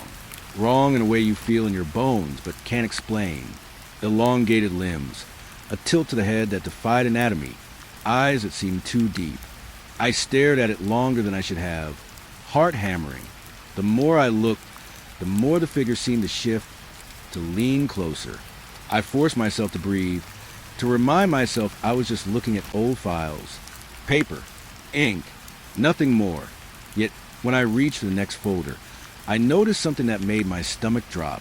A file for a girl named Marissa Lane, missing in 2017, contained an address only blocks from my own neighborhood. I froze, chest tightening. It couldn't be coincidence. And yet here it was, inked clearly, recorded meticulously in a drawer that no one remembered. I opened her file. The notes describe her last known movements. Walking home from school, a brief encounter with a stranger near the corner store, then gone. The report was thorough. But beneath the factual writing, there were scribbles, almost like an officer had tried to warn themselves. Don't follow the path. They watch when you're not looking. The streets fold. My hand trembled. I looked around the office. Empty. Quiet. Nothing watching. Nothing that could see me. Yet the hairs on my arms stood on end. I pulled out the next folder. A man, missing in 1991. Disappeared from a quiet suburban street. The note said neighbors had reported strange lights. Strange shapes outside their windows. Shadows that lingered long after the street lamps turned off. I remembered reading an old incident report from that era, a call to dispatch about a missing man. But the details didn't match. The official record was clean, sparse. This file was complete, too complete, almost as though someone had chronicled what really happened. I sat back, the folders scattered around me, and tried to make sense of it. There was no pattern I could rationally explain. The locations, the dates, the circumstances, they spanned decades, yet each contained the same eerie elements. The feeling of being watched, the distorted footprints, shadows that shouldn't exist, reports of voices no one else heard. I began to notice something else. The more I read, the more these accounts seemed to echo in my own memory. Small details I hadn't realized I remembered from cases I'd worked on recently. Uncanny similarities. Connections that felt deliberate enough to suggest something, had been guiding these notes, shaping them, ensuring I would see them now. I leaned forward, studying a file at the edge of the drawer. A young boy named Lucas Whitman, missing 2005. His notes included a peculiar detail. A drawing of the street, but one house was crossed out, as if it didn't exist or shouldn't exist. The same house I had passed on my way in. My heart raced.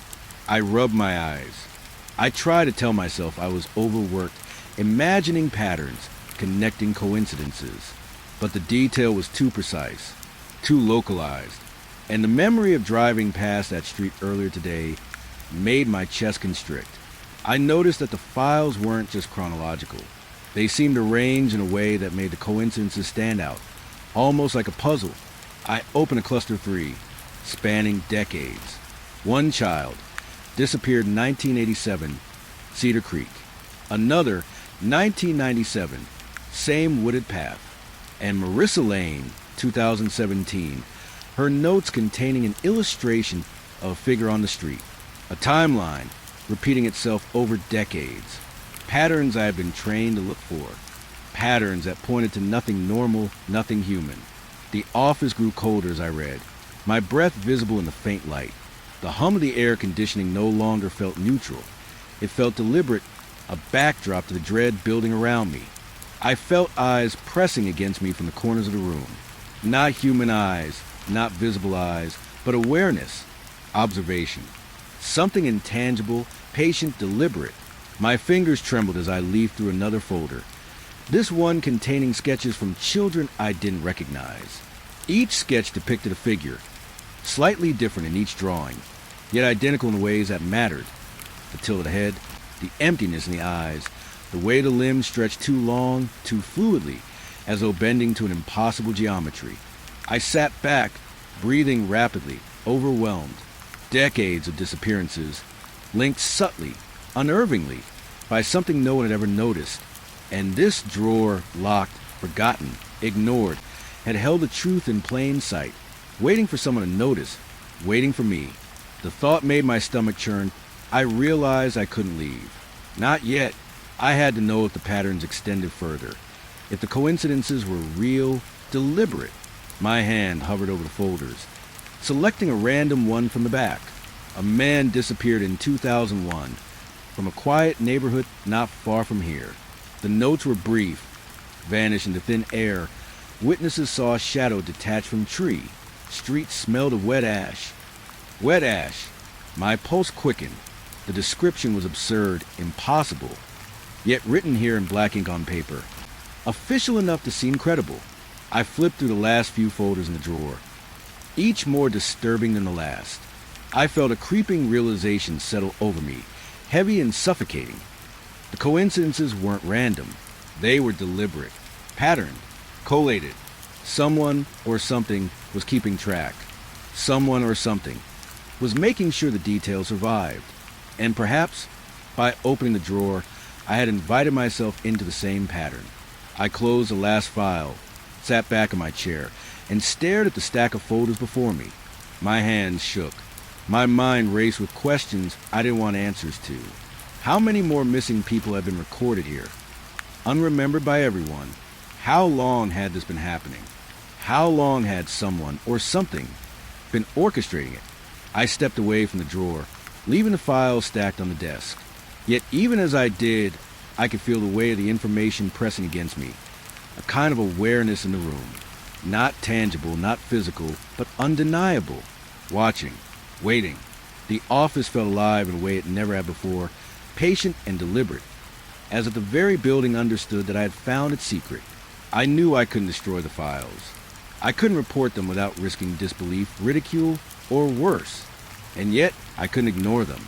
Every time I closed my eyes, every time I thought of the children and adults listed here, I felt the pull, the patterns repeated in my mind. The sketches haunted me. The uncanny similarities, the subtle indications of something beyond explanation, they followed me. I left the archive that night, but the drawer and its files remained with me. Every sound in my apartment, every flicker of shadow, felt like a reminder that I had seen, that I had opened it, that I was now part of something older, wider, and more deliberate than I could comprehend. And I couldn't shake the feeling that someone or something was watching me, taking note of what I had discovered, patient, deliberate, and infinitely aware. The next day, I couldn't stop thinking about the drawer. Even while writing my routine reports, the memory of the yellow files, the strange coincidences, and the impossible sketches pressed against my thoughts. It was an itch I couldn't scratch, a puzzle that demanded attention, and I found myself returning to the archive, slipping past the empty halls and fluorescent lights, to stare at the filing cabinet once more. I pulled the drawer open, careful this time not to rush, not to skip over anything. I needed to see the connections, the details that made my chest tighten in unease.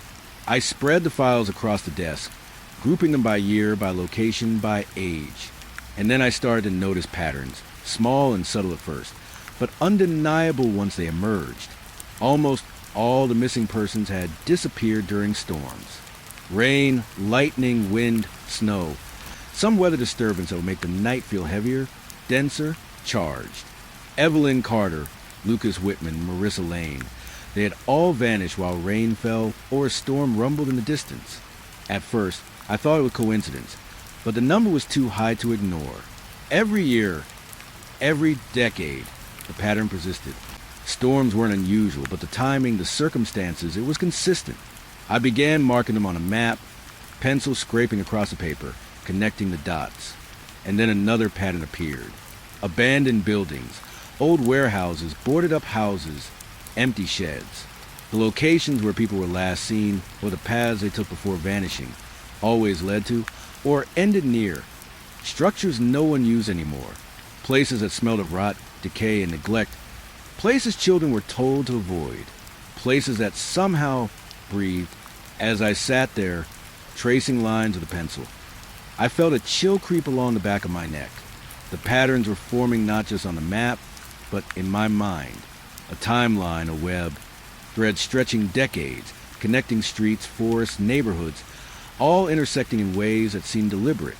And the more I looked, the more the connection seemed to thrum with life, as if the buildings themselves, the storms themselves, had been waiting for me to notice. I picked up Evelyn Carter's file again, reading her notes slowly. Footprints in the mud, broken branches, a feeling of being watched. Then, the sketch she had drawn, the figure in the shadows, elongated and strange. I compared it to Lucas Whitman's sketches. The figure appeared again, the same impossible proportions, limbs bending in ways no human body could manage. And the storm, the rain falling in both cases, heavy, relentless, erasing paths, masking tracks. I leaned back in my chair, rubbing my eyes. My hands were trembling slightly. There were no coincidences here. The storms, the abandoned buildings, the shadows, they weren't just circumstances. They were markers, signals, a language I didn't yet fully understand. And I knew instinctively that if I continued down this path, I would see more than patterns.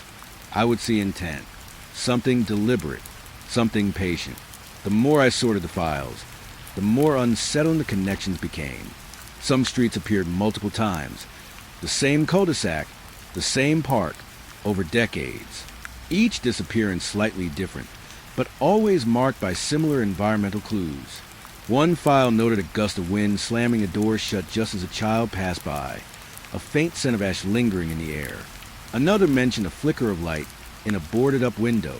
Nothing overtly supernatural, nothing the average officer would notice. But I noticed, and noticing felt like stepping closer to something that didn't want to be seen. I began charting the times as well, not just the dates. Almost every disappearance occurred at night, most between dusk and the early hours, coinciding with the height of storms. I realized that the combination of storm and abandoned location seemed to serve a purpose. The chaos of nature, the isolation of desolate structures, the fear and uncertainty, it all converged, creating a perfect window, a vulnerable space, and whoever or whatever was responsible had been exploiting that space for decades, patiently, methodically. I ran my hands over the stacks of files, feeling a strange reverence, a dread that pressed against my ribs. The patterns were too precise, too deliberate. I remembered Marissa Lane's folder, her drawing of the street with one house crossed out. Now I understood why. The storms and abandoned structures weren't random. They were markers, like coordinates or timing mechanisms. And when you followed the paths from one case to another, they formed a lattice across the city, across time, an invisible grid that connected every disappearance, every witness report, every sketch. I noticed small coincidences too. Personal items left behind. A favorite toy, a jacket, each carefully positioned. None of it appeared stolen or discarded carelessly. Every detail, no matter how small, felt intentional. Even the gaps in reports, empty timestamps, blank notes and official logs, matched the patterns I was drawing on my maps. It was as if the files themselves were trying to tell me something, and I was the only one able to read it. The unease grew heavier as I worked. I kept glancing at the shadows in the corners of the archive, the way the fluorescent lights flickered occasionally. I tried to remind myself this was normal. Old buildings, electrical systems, my own nerves. But the feeling wouldn't lift.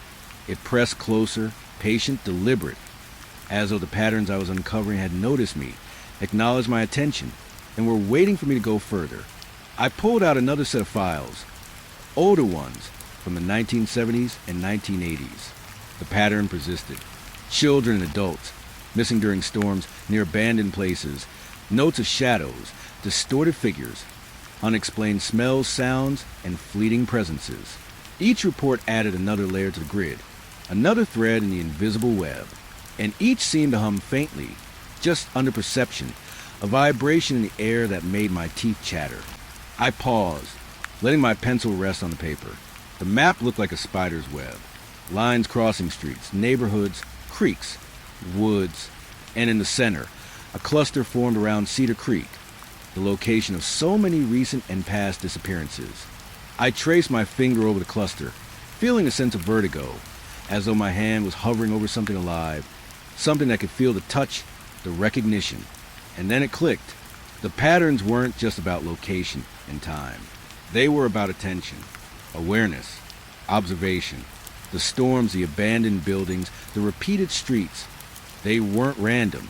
They were deliberately chosen to create an environment where the missing could be observed, manipulated, guided. The environment was part of the mechanism, part of the process. And the pattern wasn't just about what was recorded. It was about what remained unseen. I realized I had been following the edges of these cases for years without understanding.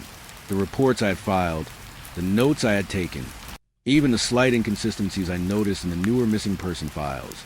They were all part of this lattice. I had been looking at these incidents individually, when in reality, they were all connected. And now, sitting here, tracing the map, I understood the magnitude of what I was seeing. A shiver ran down my spine as I picked up another folder. A girl missing in 1999. The notes described a sudden downpour, a street blocked by fallen trees, a nearby abandoned factory. Witnesses reported nothing, but the file contained a sketch of the factory interior, doors and windows marked with small symbols. They weren't letters, not numbers, not anything I recognized, just lines and shapes, seemingly random. But when I compared them to other sketches in the drawer, the shapes repeated. Same symbols, same configurations. A hidden language embedded in the reports communicated silently across decades. I leaned back, letting the files settle around me. The patterns were deliberate. They were patient. They spanned decades. And the more I observed, the more I felt a presence, as if the environment itself, the storms themselves, the abandoned structures, were aware of my attention. I could feel the weight of observation pressing down, subtle and constant, as though something was measuring not only the victims, but me. Hours passed. The office lights flickered. The hum of the air conditioning seemed louder, sharper, almost musical in its rhythm. My eyes stung from staring at the papers, the maps, the sketches. I rubbed them, tried to focus on logic, on patterns, on rational explanation. But logic could not explain the deliberate repetition, the subtle manipulations, the precise environmental choices, or the sensation that the patterns themselves were aware I had noticed them. I pulled one final file from the back of the drawer, a name I didn't recognize. The last page contained an odd notation. The storm will return. The path is ready. Watch the children who notice. I froze, pencil suspended above the map. Watch the children who notice. My chest tightened. I glanced around the archive at the shadows, the flickering light, the weight pressing against me. For the first time, I truly understood the drawer, the files, the patterns. They weren't just records. They were warnings, and I had seen them. I gathered the files, carefully stacking them, but I could feel the pattern lingering, threading through the room, reaching into the corners, into the quiet spaces between my thoughts. The storms, the abandoned buildings, the invisible lattice connecting the missing. Somehow, they had noticed me noticing. Patient, deliberate, observant. I left the archive that night with the map, the files, and a growing sense of dread that would not leave me. The patterns were no longer just lines on paper. They were alive in memory, in perception. In every storm I passed on the drive home, every abandoned building I walked by seemed to hold its breath, waiting, watching, responding. The grid extended beyond the files, beyond my understanding, and I was now part of it, whether I wanted to be or not. I knew, deep in my chest, that the patterns were not finished. They would continue. They would unfold in ways I could not predict. And somewhere out of sight, the storms would rage, the abandoned buildings would breathe, and the missing would remain. And I, watching, connecting, observing, would never be the same. The evidence room was quiet when I arrived that night, quieter than usual.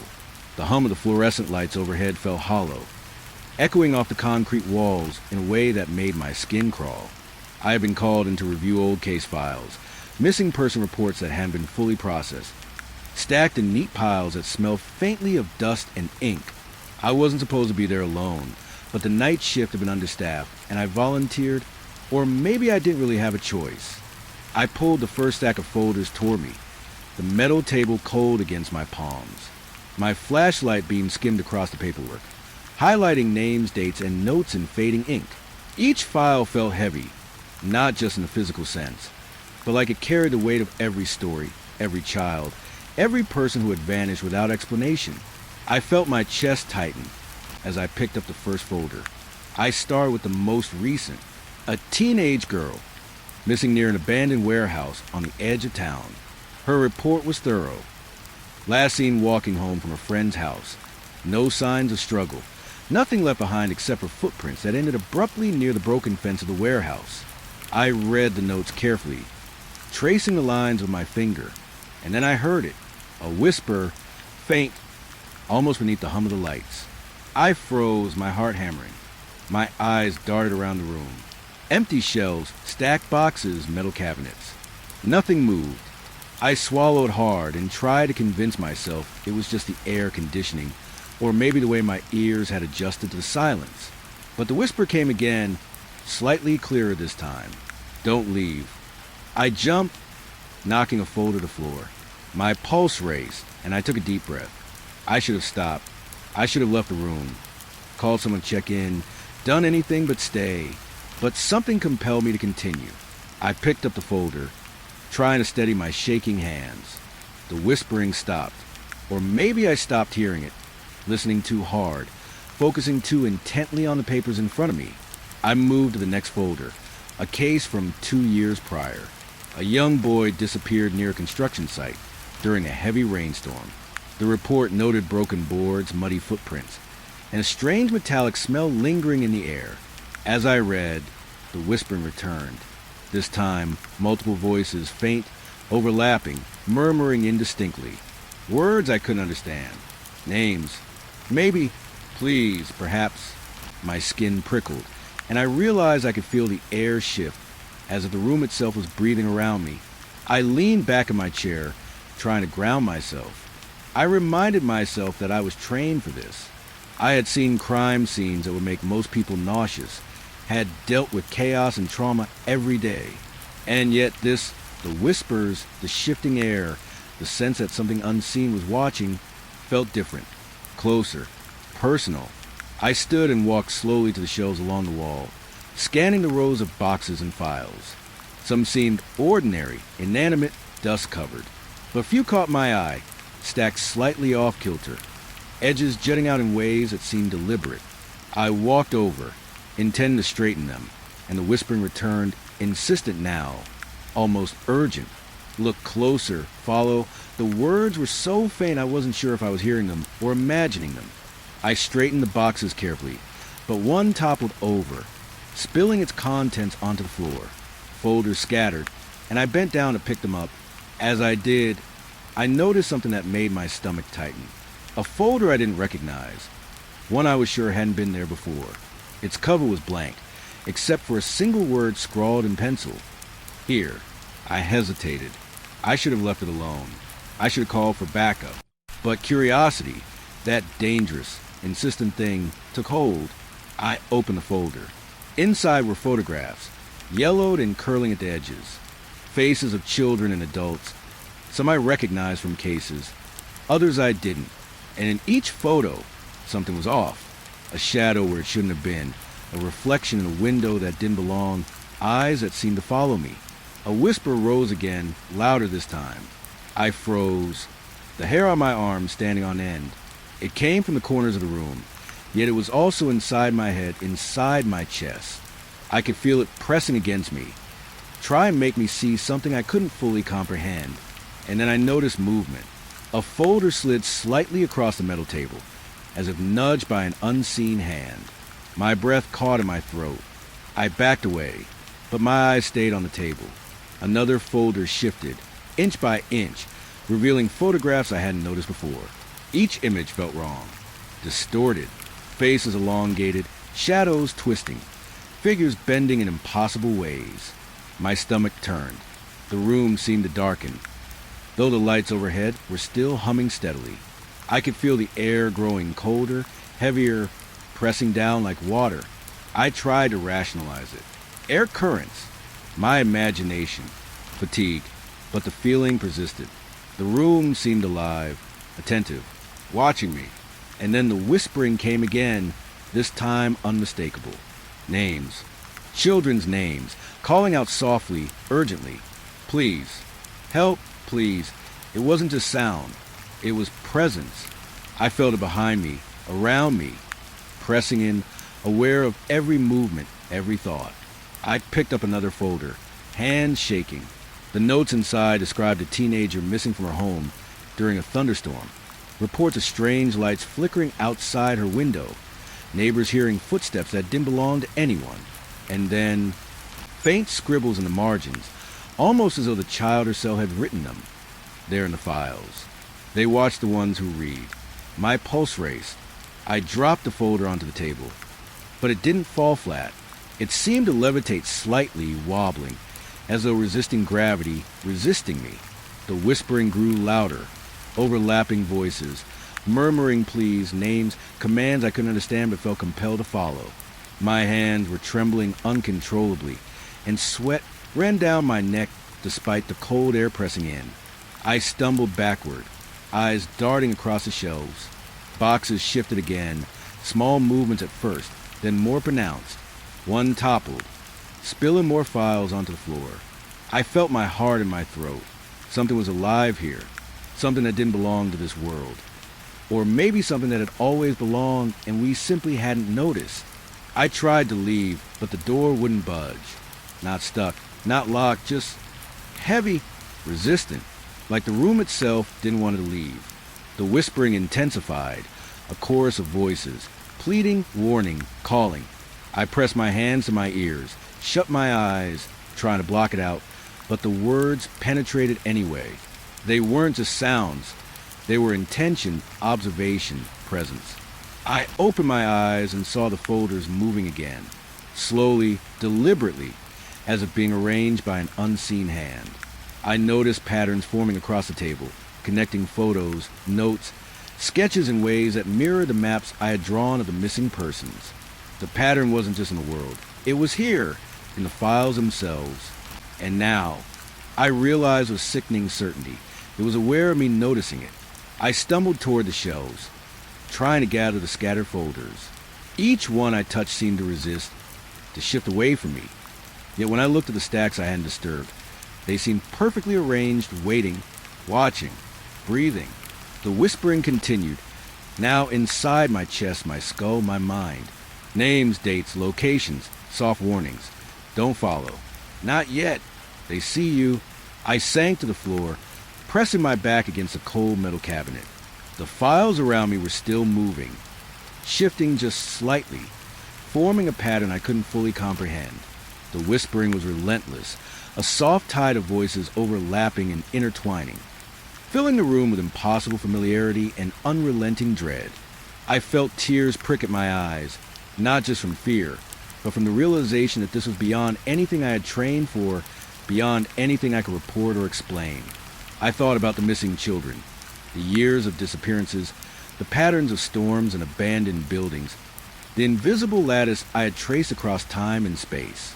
And now, the files themselves were part of that lattice, part of the same mechanism that had claimed so many.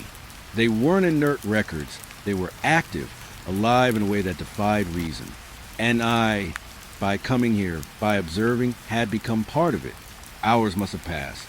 I don't know how long. Time seemed meaningless in the presence of files, in the whispering, in the movement of paper and shadow. I closed my eyes for a moment, trying to ground myself, to remember that I was trained, logical, experienced. But when I opened them, the files had shifted again. The same impossible patterns, the same shadows and photographs, the same whispered names. Watching, waiting. Finally, when exhaustion and fear became unbearable, I forced myself to leave. The files did not resist me as I picked them up to return them to the shelves. They settled quietly once I placed them back, as if satisfied that I had witnessed, but not fully understood. The whispering faded, though its presence lingered, a cold awareness of the edge of perception, a promise that was still there, patient, deliberate, unbroken. I left the evidence room that night with a hollow feeling in my chest. My mind raced with questions I didn't want answers to. The files were alive, not metaphorically, not emotionally, physically, perceptually, actively, and they had noticed me noticing them. The whispers, the movements, the impossible patterns, they weren't gone. I knew I would hear them again, in quiet moments, in empty offices, in storms, in abandoned places. I drove home slowly, glancing in the rearview mirror, half expecting to see the shadows from the photographs trailing me. I kept my eyes on the road, but the feeling never left. The whispering, faint, insistent, threaded through my thoughts. I knew, deep down, that the files were not done with me. They never would be, and somewhere in the folds of paper and ink, the missing were still watching, waiting, calling. Even now, long after that night, I can feel it when I think of the evidence room, a presence in the silence, a shadow in the corner of perception, a whisper in the mind. The files were alive, and they remembered me. I don't remember when I first noticed a name. Maybe it was during another long night in the evidence room, or maybe it had been there all along, buried under the noise of everything else. But once I saw it, I couldn't unsee it. The name was Elena Carter. At first, it didn't mean anything. Just another name, another face in the endless list of missing people I've been sorting through. But the more I dug, the more it appeared, like a whisper hiding between the pages. It started in a 2015 case. A teenage girl disappeared after school. Then again in 2018. Same name, same description, but a different town, different parents, different everything. I thought it was a clerical error, maybe a mix-up during data entry. I cross-checked. I printed the report side by side. But no, the details were too specific. The handwriting, the police signatures, different officers, different precincts. And yet, somehow, Elena Carter kept showing up. Each report mentioned her last seen near water, a lake, a river, a flooded field. And each time, the final note was eerily similar. Subject last observed near reflection. Subject looked back. That phrasing bothered me. Look back, like she saw something behind her that no one else did. I spent hours at night combing through old folders, tracing her name through years of reports. Each one seemed older, but the girl in the photos never changed. Same dark eyes, same hair, shoulder-length straight, same faint scar under her left eye. I stared at those photos until my vision blurred. The fluorescent light above me flickered softly, like it was breathing in sync with my heartbeat. I rubbed my eyes and leaned back in my chair, whispering her name under my breath. Elena Carter. The sound of it felt heavy in my mouth, like saying it made something shift in the air. I told myself I was just tired. I'd been working too many late nights, staring at too many impossible details. But then, the next morning, I found her name again, this time in a file that had nothing to do with missing persons. A witness statement from a burglary case in another district. The victim claimed someone had been standing in her backyard that night, watching her through the glass. She didn't call the police at first. She said she was too afraid to. But when she finally did, she gave a description of the person she saw. Female, 16, dark eyes, scar under left eye. Name given, Elena Carter. I remember sitting at my desk, staring at the report, my fingers numb. The date of that burglary? 2 months ago. I felt a chill spread through me, crawling up the back of my neck. I looked at the timestamp, 3:12 a.m., the same time most of the missing persons calls had come in. It was too much to be coincidence, but it couldn't be real. That night, I went home, but sleep didn't come easily. Every time I closed my eyes, I saw her face. Not moving, not blinking, just there, in the back of my mind, like an imprint burned into my thoughts. When I finally drifted off, the dream came. I was standing in a hallway lined with filing cabinets that stretched into darkness. My flashlight flickered, and I could hear a faint dripping sound, like water leaking from somewhere unseen. I walked slowly, the air thick with dust. Then I saw her. She was standing at the far end of the hall, facing away from me. Her hair hung damp, her clothes clinging to her skin. "Elena," I said, though my voice didn't sound like mine. She turned. Her face was pale, eyes hollow but alert. There was a faint smile on her lips, one that didn't belong there. "You're looking for me," she said. Her voice wasn't angry. It was tired, calm, and then she stepped closer. I wanted to move, but my body wouldn't obey. Every instinct screamed to run, but my feet were rooted to the ground. "Stop looking," she whispered. When I woke up, my sheets were damp with sweat. My heart pounded so hard it hurt. I sat in silence for a long time, trying to convince myself it was just a dream. But when I looked over at my desk, I saw something that made me freeze. A single photo lay there, one of the ones from the evidence room. Elena Carter's face stared up at me, edges curled, the corner still smudged with dust. I hadn't brought it home. I sat there, staring at it, unable to breathe. That day, I tried to act normal at the station. I buried myself in paperwork, avoided the evidence room. But when I passed by the hallway leading to it, I could swear I heard it again, that faint whisper, the one that used to come from nowhere.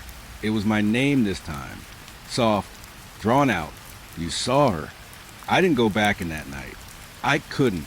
Over the next few days, the nightmares got worse. Each night, the same hallway, the same dripping sound, the same figure waiting for me in the dark. Sometimes she would speak, sometimes she wouldn't, but every time she was closer. One night, I dreamt I reached out to her. My fingers brushed her arm, and it was cold, wet, like touching something pulled straight from a river. When I woke, my fingertips were damp. I don't know how. I started seeing her name outside of work, too, on old receipts and online articles, scratched faintly into the back of bathroom stalls. Once, on the fog glass of my car window, always written the same way. Slight tilt in the E, faint curl in the R. It wasn't just repetition. It was awareness, like she knew I was seeing her, like the act of noticing her made her notice me back. I started keeping the lights on at night. I left the TV running in the background, anything to drown out the silence. But sometimes when the volume dipped, I thought I could hear faint breathing behind me, or the sound of dripping water. I told no one. Who could I tell? The department already thought I was obsessed.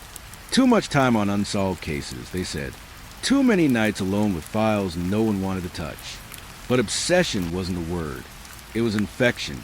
Once I saw her, she got inside. The next week, I returned to the evidence room. I told myself it was to find proof, something concrete to explain what was happening.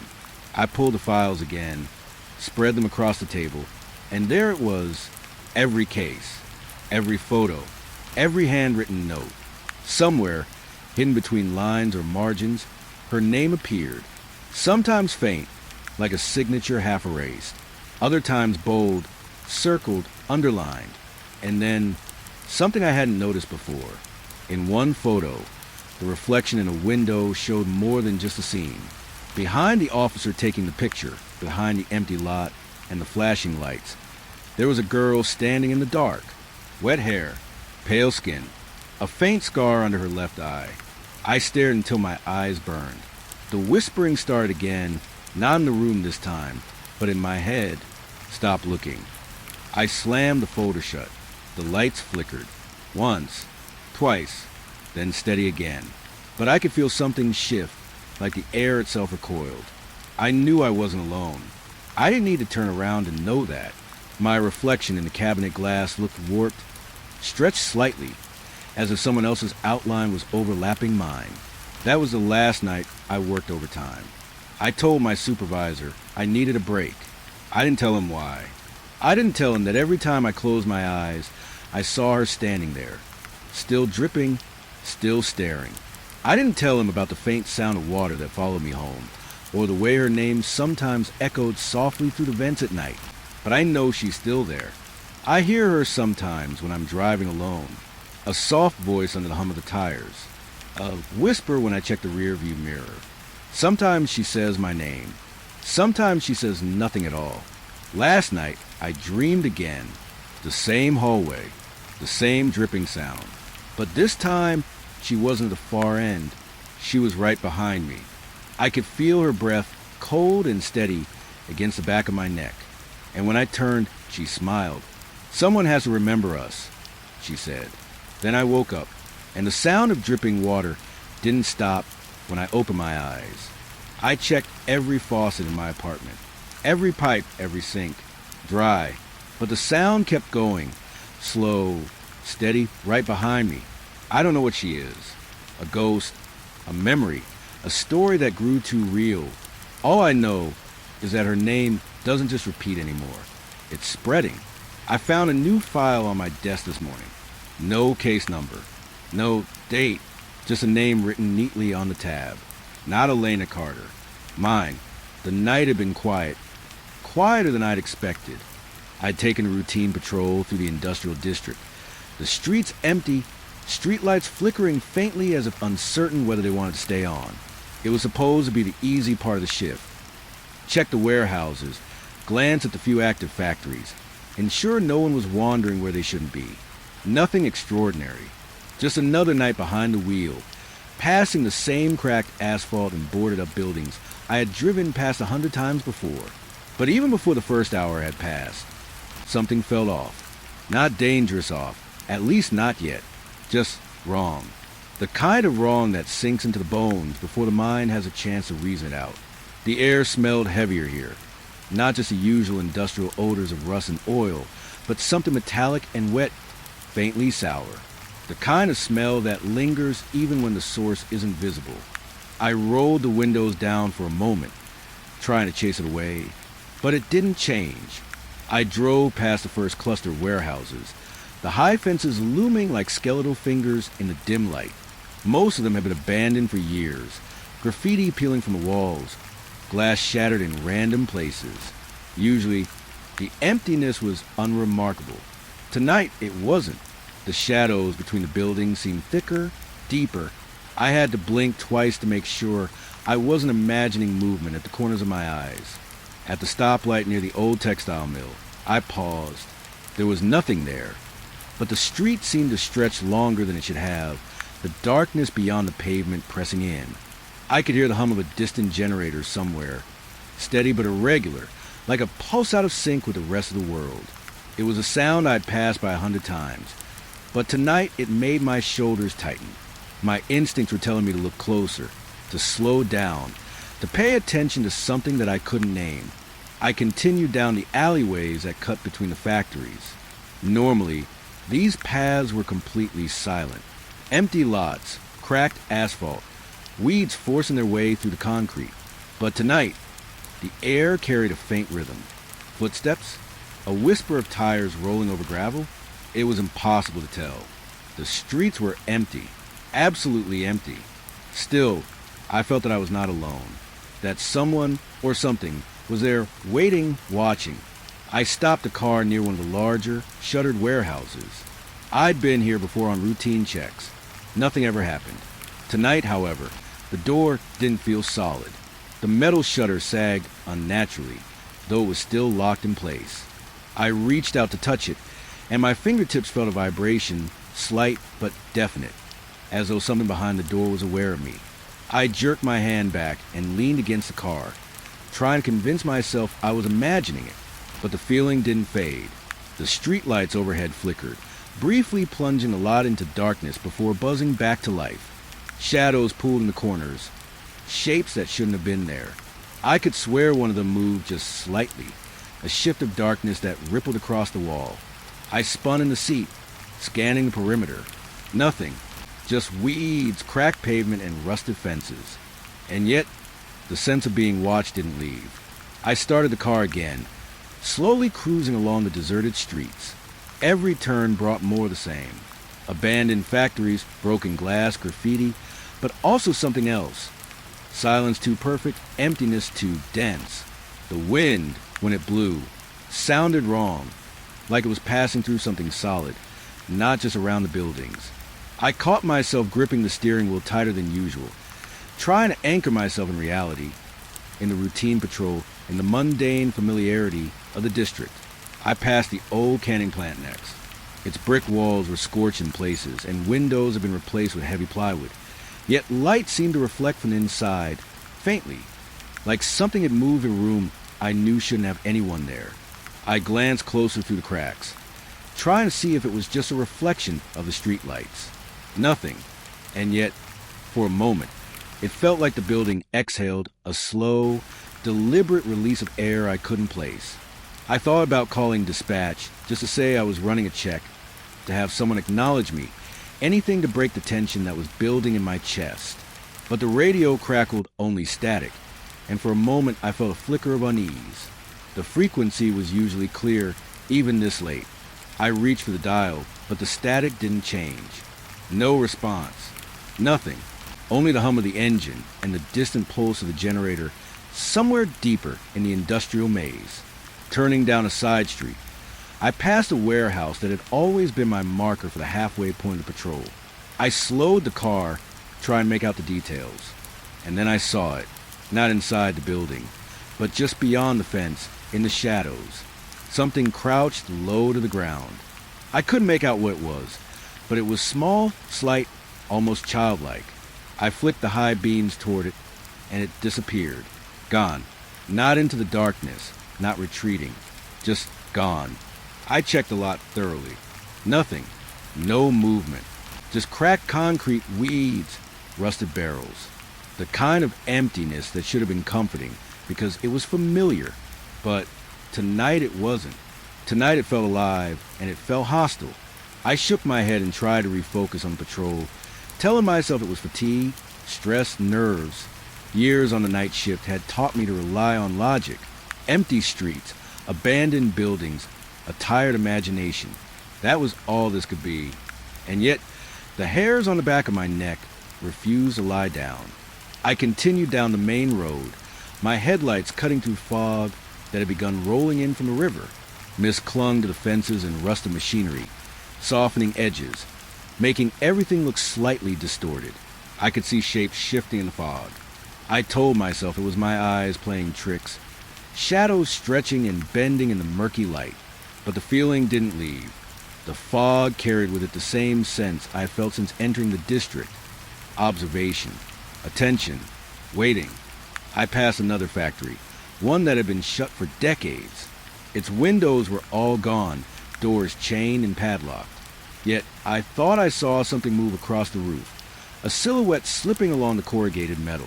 I stopped the car, straining to see. Nothing. The night swallowed it. And yet, the sense of being watched intensified. The silence around me was wrong. 2. Even on nights when no one else was on patrol, the industrial district had a rhythm. Distant hum of machines, the occasional scrape of metal from wind, even the soft creak of an old sign swinging in the breeze. Tonight, there was nothing but the unnatural stillness and that pulse from the generator somewhere deep inside the industrial maze. I slowed at a corner, the car idling, headlights illuminating a lot full of empty shipping containers.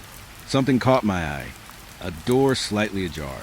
One of the containers hadn't been like that before, or maybe I hadn't noticed. My gut twisted. There was no reason for anyone to be here. The district was abandoned, but my training screamed at me to check, to investigate. I shook my head and moved on, telling myself it was none of my business. Just a shifting panel, a warped door. Still, I couldn't shake it. That wrongness followed me like a shadow. Every turn, every lot, every silent street, the district itself felt aware of me. The buildings, the empty streets, the cracked pavement. They weren't just abandoned. They were waiting, watching, judging. By the time I returned to the main road leading out of the district, my hands were tight on the wheel, my senses hyper-alert. Every sound was amplified. A distant thump made me flinch. A shadow in the fog seemed to move against the wind. The hum of the generator in the distance, steady but pulsing, felt like a heartbeat syncopated with mine. I drove faster now, scanning the edges of the streets, the corners between buildings. I couldn't see anything.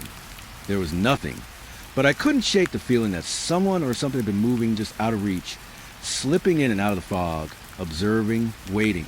By the time I left the industrial district behind, lights of the main road stretching ahead, I felt hollowed out, drained. It wasn't fear I could easily name. Not yet. It was a recognition of something wrong in the world, something patient and deliberate, a quiet intelligence that didn't belong to anything human. I parked the car at the station, trying to steady my hands. The hum of the engines and the usual background chatter of the night crew felt distant, like I was underwater, still caught in the otherworldly silence of the industrial district. My pulse refused to settle. My chest felt tight, my shoulders tense. I kept thinking of the shadows, the small crouched figure, the movements that weren't there. Later, in the break room, I stared at my coffee, thinking I should have called it in, should have requested a partner for the next shift. But I didn't.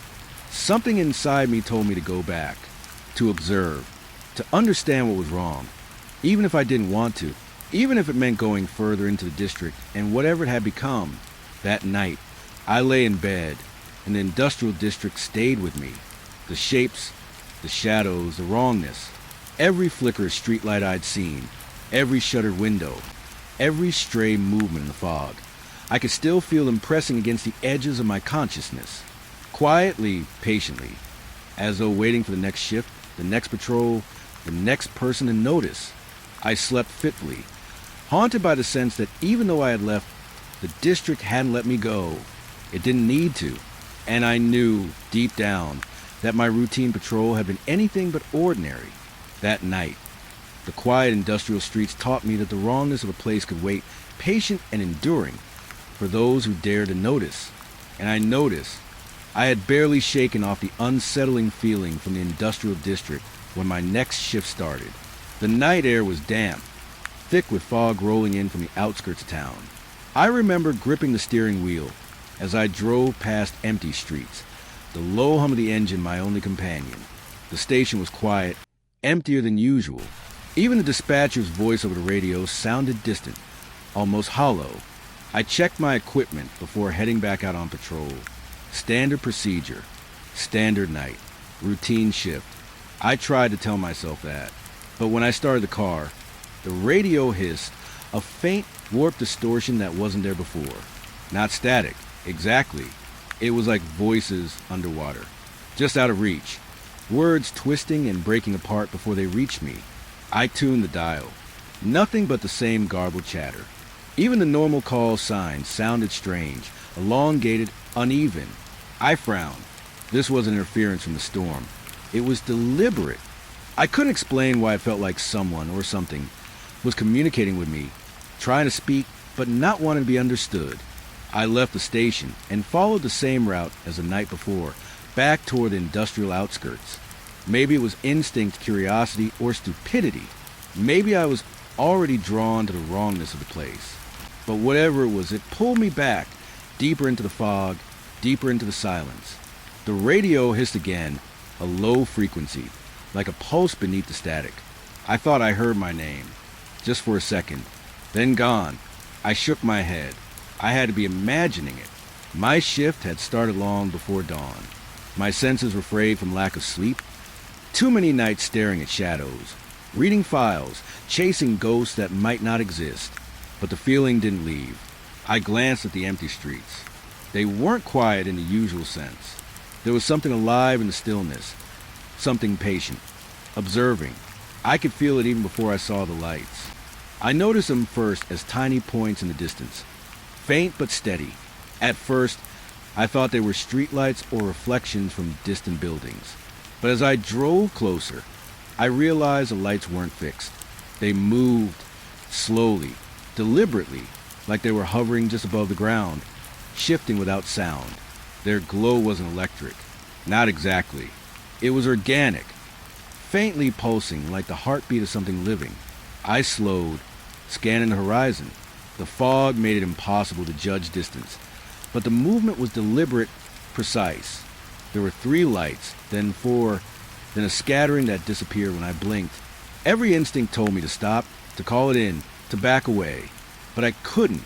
I had to know what I was seeing, even if the knowledge was dangerous. I parked on the cracked asphalt near the warehouses, my headlights cutting to the fog, sweeping across fences, rusted barrels, piles of debris. The lights in the distance seemed to respond. They shifted, approaching, but not in a straight line. They floated around obstacles, appearing and disappearing, as if aware of my presence. I stepped out of the car. The fog was thick now, curling around my boots, dampening sound. Even my own breathing sounded foreign, heavy in the silence. I raised my radio to my lips. "Dispatch! Come in," I said, voice unsteady. Static. Hiss. Then a faint reply, but not from dispatch. Not entirely. The voice was warped, low, overlapping my own words with delay. Something whispered through the channels, overlapping with the dead air between transmissions. "I see you." I froze. My stomach clenched. It was impossible, I told myself. There was no one there. I should have felt silly. Nerves. Fatigue. But my skin prickled, hairs standing on end. I looked toward the lights. They pulsed in response, faintly brighter, as if acknowledging me. I walked slowly, boots crunching on gravel. The lights didn't advance in a straight line. They swerved around obstacles, circling me in the fog. I couldn't hear movement, just a low, constant hum that seemed to grow in intensity as I stepped closer. Every instinct screamed to run, but some part of me wanted to understand, to see what was happening before it was gone. The radio hissed again. Static, then faint words, incomprehensible at first, then clear. My name, not spoken normally, but elongated, distorted. Detective K. It faded into static before I could make out the last letters. My heart raced. I thought about calling for backup, but I hesitated. My voice sounded wrong even to me, distant in the fog. I realized I could hear my own pulse, loud and erratic in my ears. The lights drifted closer, but still maintained a careful distance, like a predator circling prey. Then one of them split. Where there had been 3, now there were 5. No, not 5. The shapes were wrong. They were too perfect, too symmetrical, like something artificial pretending to be natural. Yet, at the same time, their movement didn't follow any logic I could comprehend. They floated around corners, disappeared behind fences, then reappeared farther away. I reached for my flashlight. My hands trembled. When I turned it on, the beam cut to the fog, revealing only empty asphalt, rusted containers, and shadows that should have been stationary. Nothing moved, nothing visible.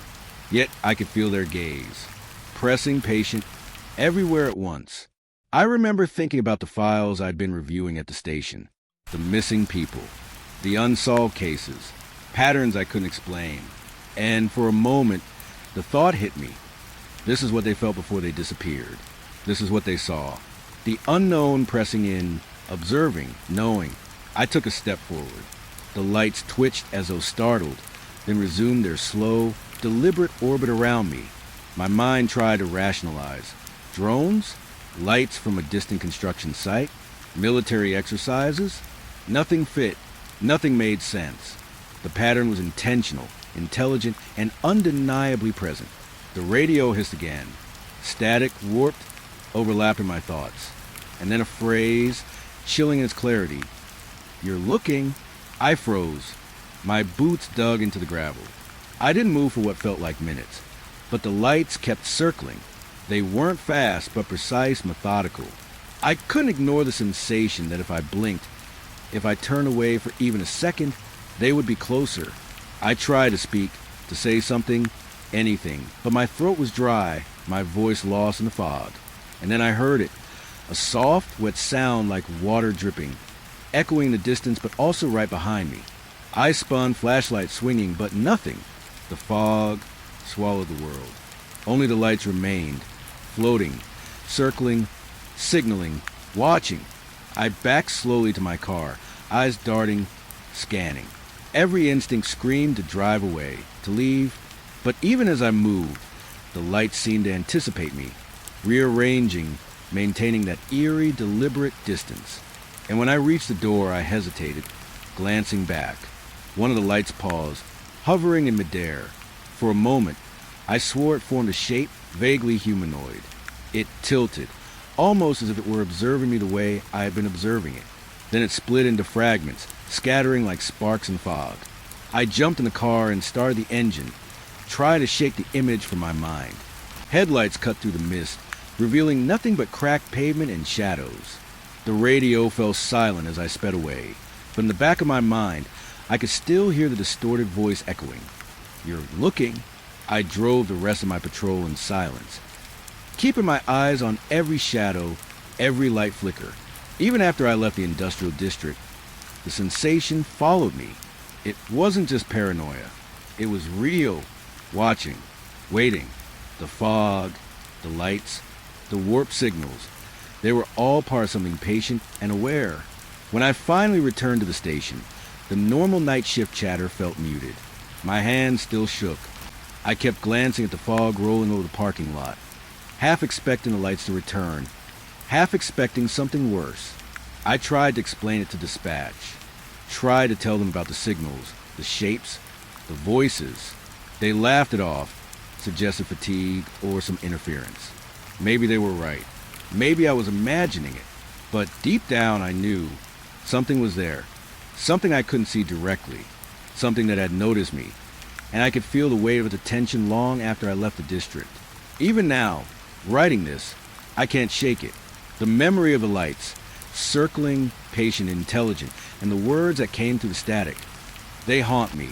They're still there, somewhere in the distance, waiting for the next night shift, the next patrol, the next officer to notice.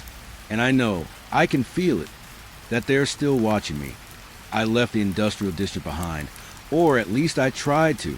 The fog followed me like a living thing, curling along the edges of the streets, settling in the corners of the city, refusing to let me shake it off.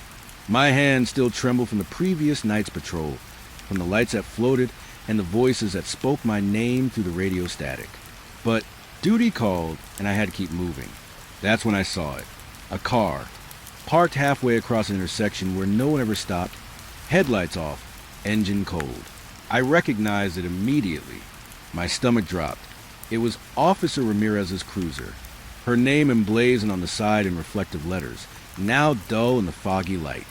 I stopped my own vehicle, a sharp edge of unease cutting to the lingering adrenaline. The car wasn't parked neatly. It was at an angle, as if she had slammed on the brakes and left in a hurry. No flashers, no notes, no signs of struggle. But the way it sat there screamed abandonment. My mind raced. Ramirez hadn't reported any incidents.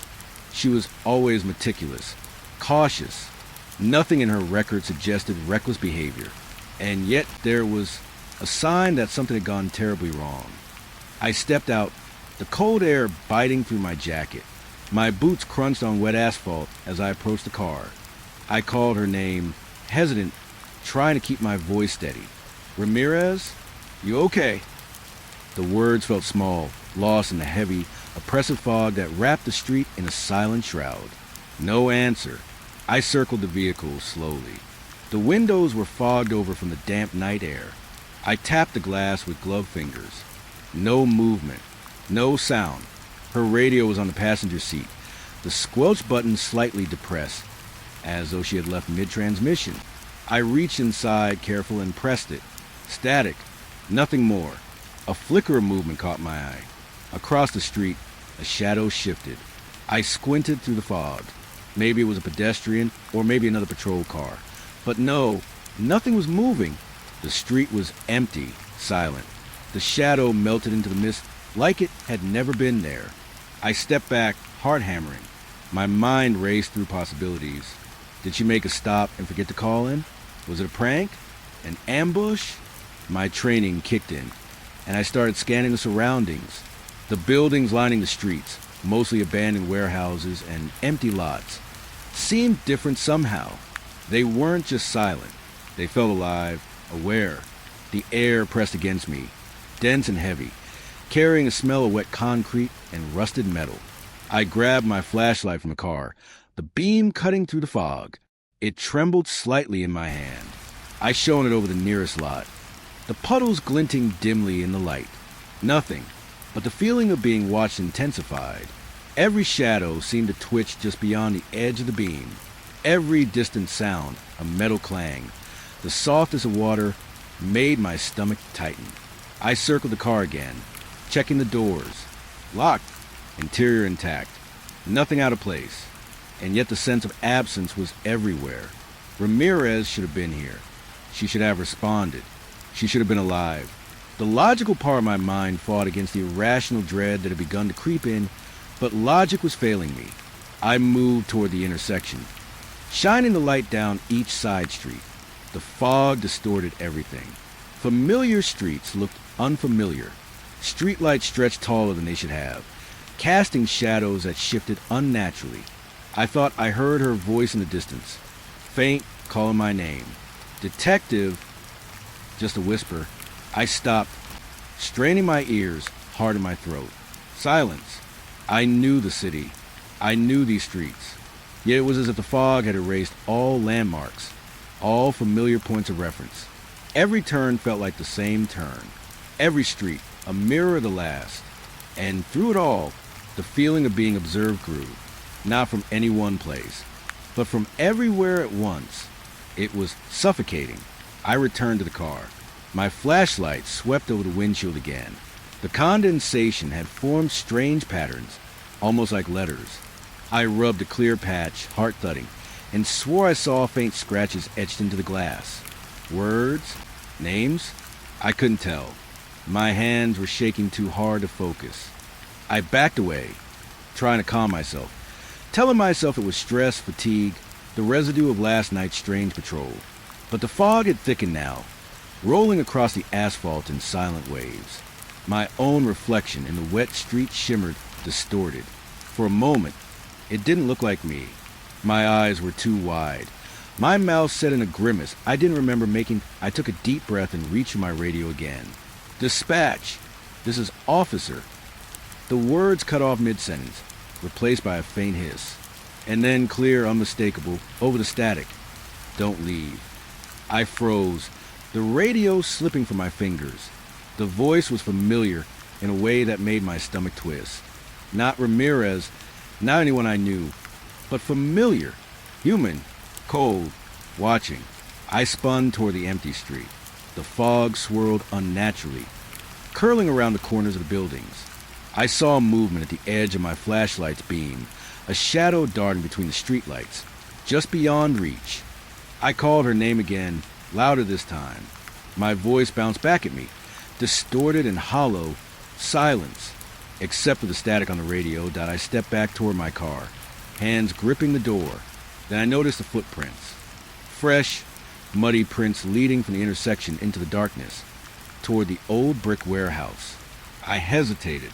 My rational mind screamed to follow them, to find Ramirez, to confirm she was alive.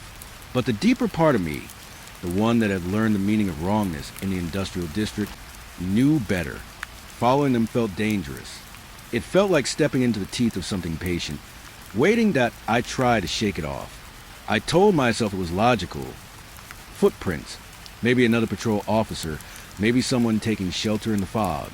But as I glanced back toward the intersection, I could swear the car had shifted slightly, as if someone had moved it from the driver's seat. My pulse quickened.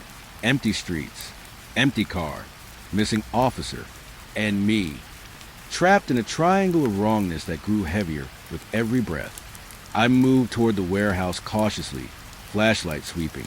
Each step echoed unnaturally loud in the fog. I could feel my own breathing rasping in my ears, heart hammering. The fog thinned slightly near the building, revealing its rusted doors, shattered windows, and the faintest glimmer of light somewhere inside. Not electrical, not fluorescent. A faint glow that pulsed like a heartbeat that I stopped.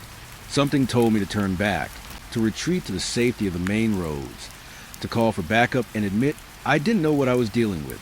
But curiosity, stubbornness, or foolishness made me take a step closer. The glow flickered. The faint hiss of static returned on the radio. Closer now. You see us. I froze. I couldn't move, couldn't speak. The fog thickened, swallowing the edges of the building, the street, even familiar lines of the intersection. Shapes formed in the mist, indistinct, humanoid but wrong. Limbs stretched at impossible angles, faces blurred and shifting. They hovered at the edge of my vision, just beyond the beam of my flashlight, watching, waiting that a sudden clatter echoed behind me. I spun. Nothing. My flashlight swept over the empty streets. Footprints I hadn't noticed were now everywhere, around the car, along the street, circling me. Not human, not consistent. Some large, some tiny, some that twisted in impossible directions. My stomach churned. I wanted to run, to flee, but my legs refused to obey fully. The fog seemed to pulse now, expanding and contracting in rhythm with something I couldn't hear. I felt eyes everywhere, on the rooftops, in the cracks of buildings, in the spaces between shadows. The radio hissed again, overlapping my thoughts. Asterisk, it wasn't supposed to be part of the evidence. At least, that's what I kept telling myself as I sat in the station storage room, staring at the small notebook I'd found wedged under the driver's seat of Ramirez's abandoned patrol vehicle. I had spent hours cataloging the cruiser, photographing it, checking every compartment. But this was different. The leather cover was worn, the pages smudged with fingerprints that weren't mine. And the last entry, well, that entry was something I couldn't shake. I flipped to it carefully, hands trembling. The handwriting was unmistakably hers. Neat, precise, looping letters, always exact, but the last few lines were jagged, rushed. I remembered the feeling that had settled in the fog that night, the weight of being watched, the impossible shapes at the edges of my vision. And now, reading this, it all made sense in the most incomprehensible way possible. I don't know if anyone will ever find this. If I am being watched, if they know I see them, I can feel it. Everything is alive in the fog. The streets, the buildings, the shadows, they're waiting, watching.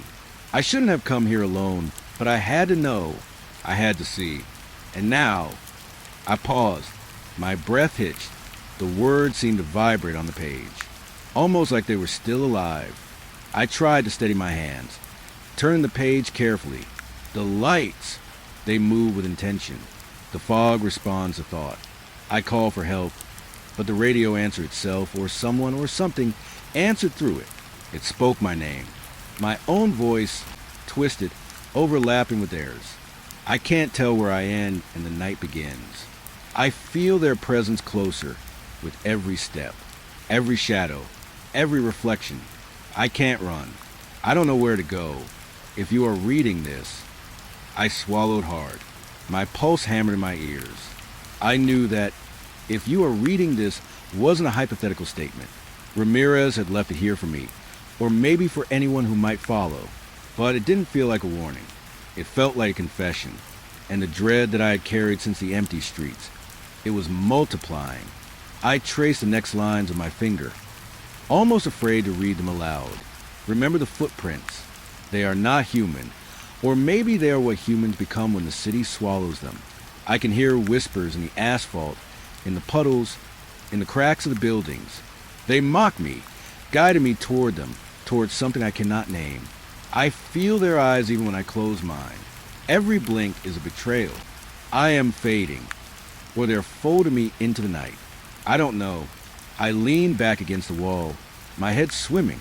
The room was cold, fluorescent lights buzzing overhead, but I felt the fog pressing against me anyway, thick and damp, carrying the same metallic, sour smell from that night. My mind tried to rationalize, tried to tell me that it was just words, just paranoia, just fear written in ink. But I couldn't ignore the memories of the empty streets, of the lights circling, of the static voice calling my name. I had read patrol logs before. I had reviewed missing person files. I had even heard first-person accounts from officers who claimed things that didn't make sense. But this felt different. This was intimate, personal. Ramirez's last thoughts laid bare on paper. And as I read, I could almost hear her voice echoing in my mind, overlapping with the static, overlapping with my own heartbeat. If they are watching, then you are too. Don't look away. Don't turn your back. They can slip between the shadows, between time and memory. I can hear them even when I am silent. They know me. I know them. And still they wait. I shivered. The hairs on the back of my neck stood on end. I wanted to set the notebook down, to close it, to tell myself it was just words. But the pull was too strong. I couldn't stop. The last line, the final sentence, was a half-written thought, jagged, broken, scrawled in a hand that no longer seemed entirely hers. They know I see you. If you find this, know that I am out there, or they are in me, or I am them. The fog doesn't. The words ended abruptly. The page was smudged, ink smeared as if touched by rain or fingers that no longer existed. I stared at it, unable to comprehend the meaning. The sentence never finished. The thought never resolved. And that uncertainty, that unknowable ending, was what pressed down on me most of all. I remembered the last time I had been on the streets with Ramirez. The fog thick, the lights circling, the shadows that didn't belong. Every detail in her entry matched what I had experienced, what I had felt pressing against me. And now, reading her words, the terror wasn't just her own. It was mine too. It had crossed over through the notebook, through the abandoned cruiser, through the memory of that night. I set the notebook on the desk, leaning over it as if the ink itself might whisper the rest of the sentence. Nothing, only the faint hum of the fluorescent lights, the distant echo of voices in the station, ordinary chatter that felt impossibly far away. I knew, though, that somewhere out there, Ramirez was still moving through the fog, or something that had become her, something that the city had claimed. I thought about the footprints, the warped static, the feeling of being watched. The notebook had confirmed what I had suspected all along. The industrial district, the empty streets, the fog, they weren't inert. They weren't just abandoned. They were alive, a living presence, patient and deliberate, and now somehow aware of me. And Ramirez, whatever had happened to her, had become part of it, or had glimpsed in a way that left her tethered between the world of the living and the night that stretched beyond reason. I tried to shake the feeling of her presence, or theirs, lingering behind me, but even in the brightly lit room, the shadows seemed thicker, heavier, corners darker than they should have been. I could almost hear the faintest whisper echoing from a notebook, from the cruiser, from the fog itself. A voice I couldn't place, repeating a name I knew too well. My mind started connecting dots I hadn't want to consider. Ramirez hadn't just vanished. She had been drawn into something else. Something patient, careful, intelligent. The lights, the fog, the shifting shadows, they weren't random. They were deliberate. And the notebook, left behind as though intentionally, was proof that what I had seen wasn't imagination. It was real, and it was still out there. I closed my eyes for a moment, trying to steady my breathing. The room was quiet, normal, lifeless. But when I opened them again, I felt it, The sense of eyes watching from nowhere, of something aware just beyond sight. My skin prickled, my stomach twisted. The notebook wasn't just a record. It was a warning, and in its final incomplete line, it was a message I couldn't fully decipher, a presence I couldn't escape. I thought about leaving it there, returning it to the cruiser, letting someone else handle it. But a voice in my head, perhaps hers, perhaps mine, perhaps something else, insisted I couldn't. That to walk away was to invite it closer, that by acknowledging it, I kept a tenuous distance from whatever had claimed Ramirez. I read the first lines again, slower this time, letting them sink in. Her words were a map of dread, each sentence a breadcrumb leading through fog, lights, and shadows. The attention, the observation, the intelligence behind the phenomena. It wasn't just in the streets anymore. It had followed her, followed me, followed the notebook, and if I ignored it, it would not be kind. They wait, always, watching. The fog carries memory, memory of all who wander, all who look too closely. And if you read this, know that you are next in the line of observation. I do not know the end, only that it waits and waits and waits. I set the notebook down, hands shaking, and leaned back. The room felt smaller, heavier. Even with the fluorescent lights buzzing, the hum of the station in the background, the world felt altered, tense, alive in a way I couldn't name. I kept thinking about Ramirez. Where was she now? What had the fog claimed? Was she still out there, moving silently through the mist, or had she become part of the unseen patterns that haunted the empty streets? And the most terrifying thought, the one that kept me staring at the notebook, unwilling to move, unwilling to leave, was that it didn't matter. She was gone, but not gone. Somewhere, somehow, she, or what she had become, was still out there, watching, waiting. I knew, deep down, that the notebook's final entry was a record of events. It was a tether, a connection between the living and the unknown. And by reading it, by acknowledging it, I had stepped across the same threshold Ramirez had. The fog, the lights, the city itself, they were aware of me now. I closed the notebook and held it to my chest. The sense of watching didn't leave. It settled over me like a shadow, heavy and patient, waiting for the next move, the next patrol, the next officer to notice. I couldn't explain it, I couldn't rationalize it, and I couldn't ignore it. And even though the rain hadn't let up all night, it pounded against the windshield, a constant, drumming rhythm that made the city feel alive in the worst way possible.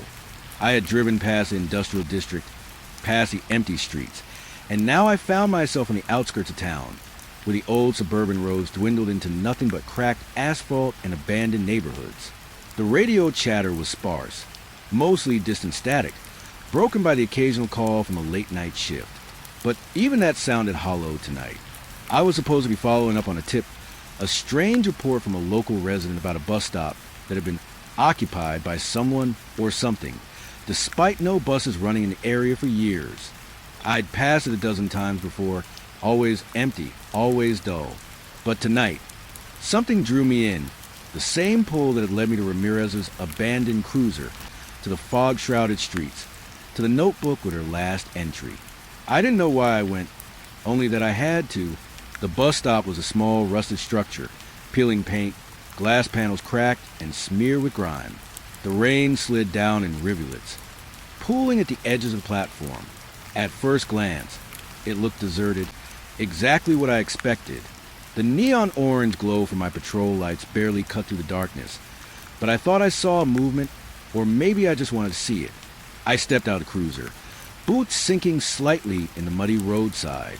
The rain soaked me instantly, dripping down my jacket, stinging my face, and yet I felt no warmth. Only the cold and the weight of silence. I called out, my voice swallowed immediately by the rain. No answer. Closer now, I could see objects, small things, scattered along the platform. At first, I thought they were trash, an old backpack, a few worn sneakers, maybe a plastic bottle. But as I got closer, I realized they were arranged. Carefully, deliberately, a pattern emerged. The shoes, the backpack, even a small, empty lunchbox, all placed facing the same direction, lined up as though someone had intended them to be seen. Not haphazardly, not accidentally. The rain had flattened them, but the arrangement was undeniable. My stomach twisted. Something about it felt ritualistic. It wasn't just a collection of discarded items. It was a message.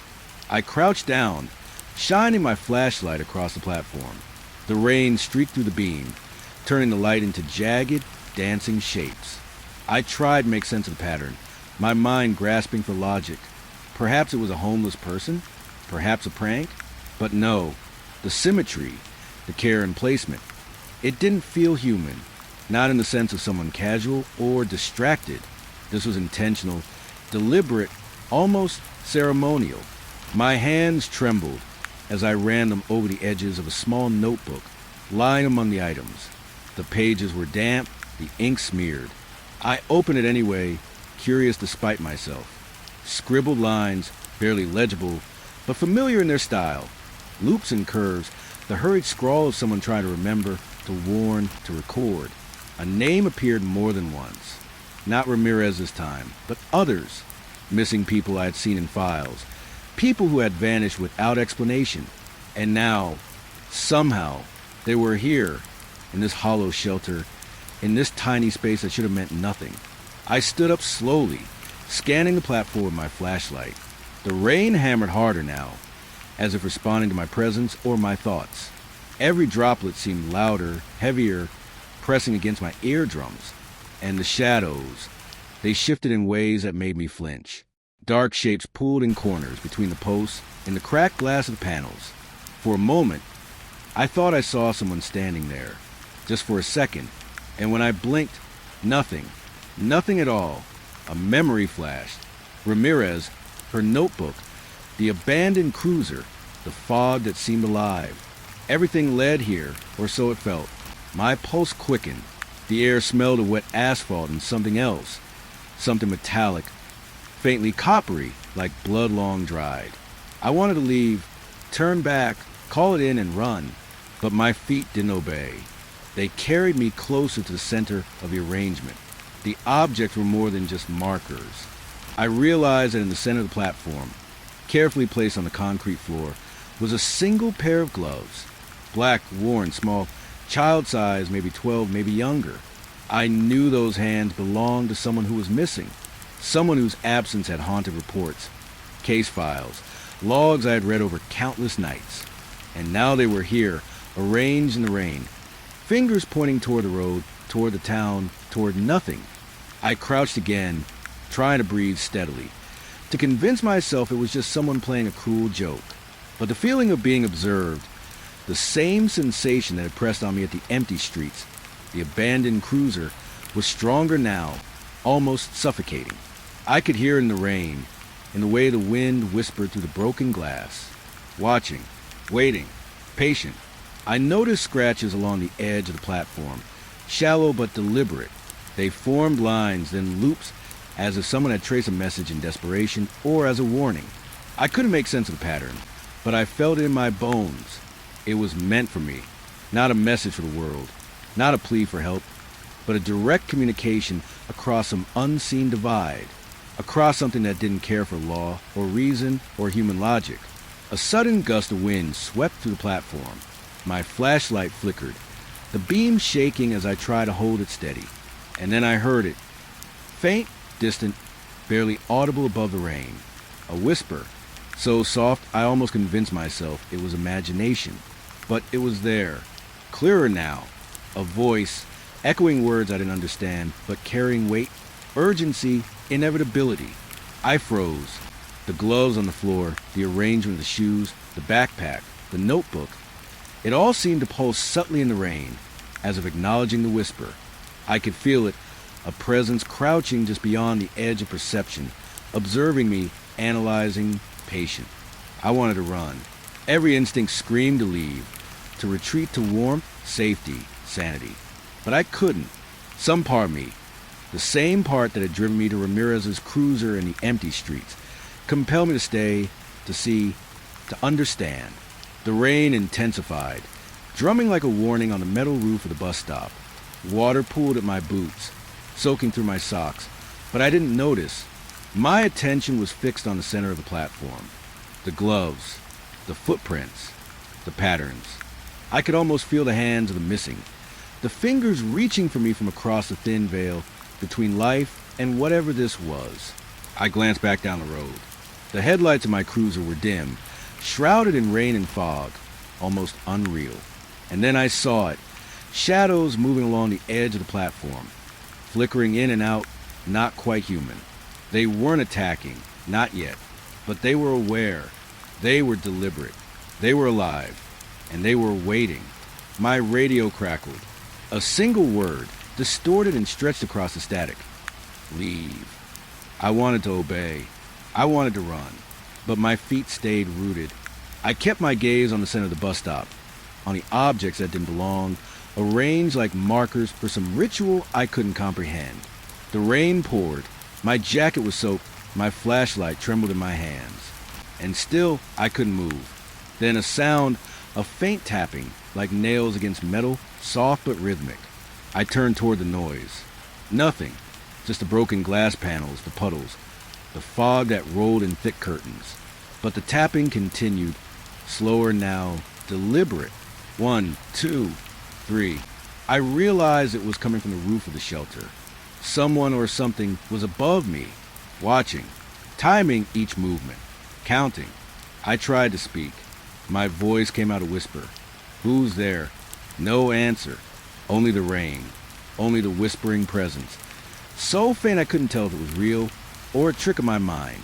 My flashlight beam shook as I scanned the shelter again.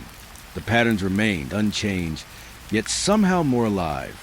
The gloves seemed to twitch under the rain, as if tiny fingers flexed, reaching. The backpack shifted slightly, though there was no wind. The notebook lay open, pages curling from the wet, ink smeared into illegibility. I bent over it, reading again. The entries were brief, almost frantic. Mentions of someone or something, observing, guiding, shaping events. Mentions of rain, of fog, of footprints that appeared and vanished without cause. Mentions of voices calling names in the night. Mentions of waiting, always waiting. I took a deep breath. The words weren't just warnings.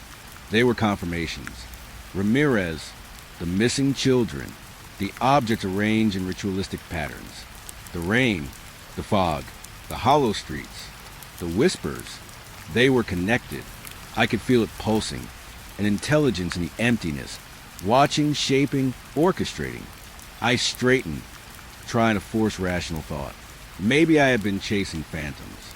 Maybe exhaustion, rain, and fear had done this. But the footprint on the platform, wet, pressed into the concrete, matched nothing human I had seen before. The arrangement of objects was impossible to ignore. The whispering, the tapping, the weight of observation. It all screamed reality. I stepped back, heart hammering, glancing down the road. My cruiser waited. Safe, ordinary, warm.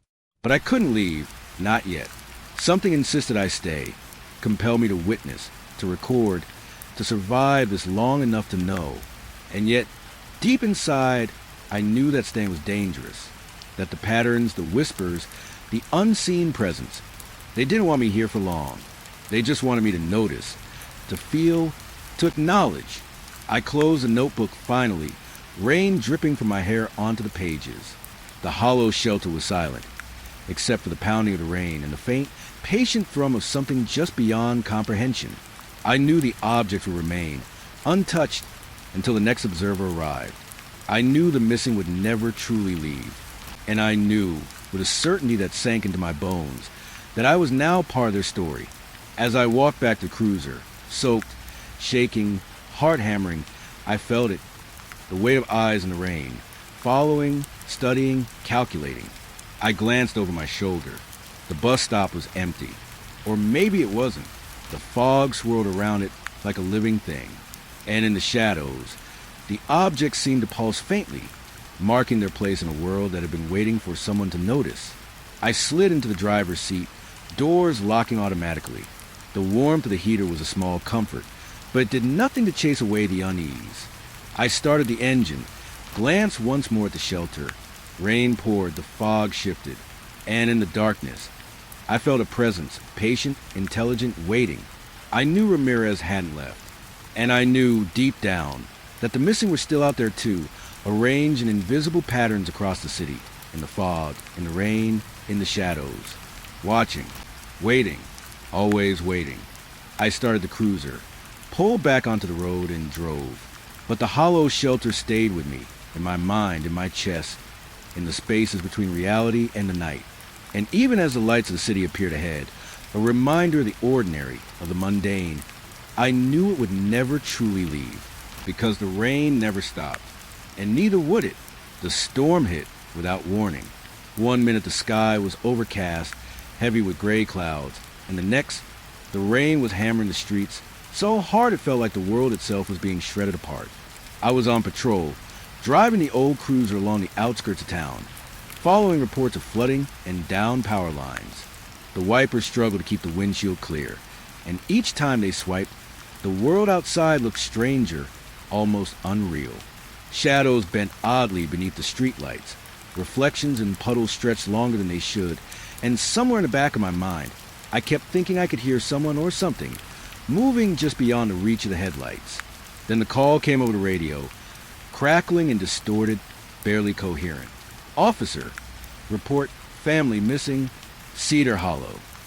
The words twisted and broke apart mid-transmission, leaving me with only a sense of urgency and dread.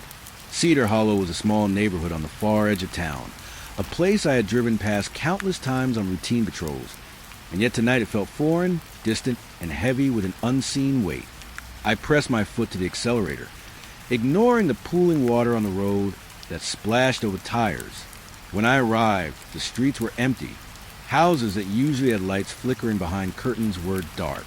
Lawns that should have been littered with garden gnomes or forgotten toys of children were perfectly still, wet and shining under the stormy night. There were no signs of life. Not a single car, not a flicker of movement. Just the relentless rain and the cold wind, carrying whispers that I couldn't place. I parked at the intersection and stepped out, boots sinking into the waterlogged asphalt. I called out, my voice swallowed immediately by the rain. Hello? Anyone here? Police. My words sounded thin, hollow, almost too small against the roar of the storm. I checked each house, every door, every window. Nothing. No light, no movement. But then I noticed the signs, small, subtle things that didn't make sense. Toys left on porches, cups on tables, doors ajar. All of it suggested life had been here, and then it was gone. Just vanished. I kept walking, moving from house to house. The more I looked, the more the patterns emerged. Plates half-eaten, chairs pulled out as if someone just stood and walked away. Bed still warm, blankets twisted from someone having slept. Nothing was out of place in the way you expect from a burglary or hurried exit. Everything was paused, as if someone had hit a stop button on life, and the world had frozen around them. And then I saw the footprints. They were faint at first, pressed into the wet grass and mud. Small feet, leading from one house to the next, disappearing in odd places, into puddles that didn't ripple, under porches that had no space for someone to slip beneath, fading into shadows as if the earth had swallowed them whole. I followed them instinctively, heart hammering, mind screaming for reason, but the footprints led nowhere. Or maybe they led everywhere, twisting back on themselves in impossible ways, intersecting with others, and then vanishing entirely. I reached the last house at the end of the street, the one the radio call had mentioned. The storm's wind tore at my jacket as I approached, and the door, slightly ajar, swung violently with the gusts. Inside, the house was dark, wet from rain leaking to the roof, but otherwise untouched.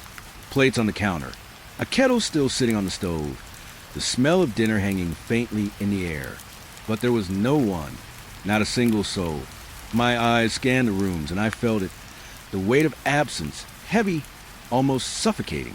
The family wasn't hiding. They weren't anywhere in the house. They were gone.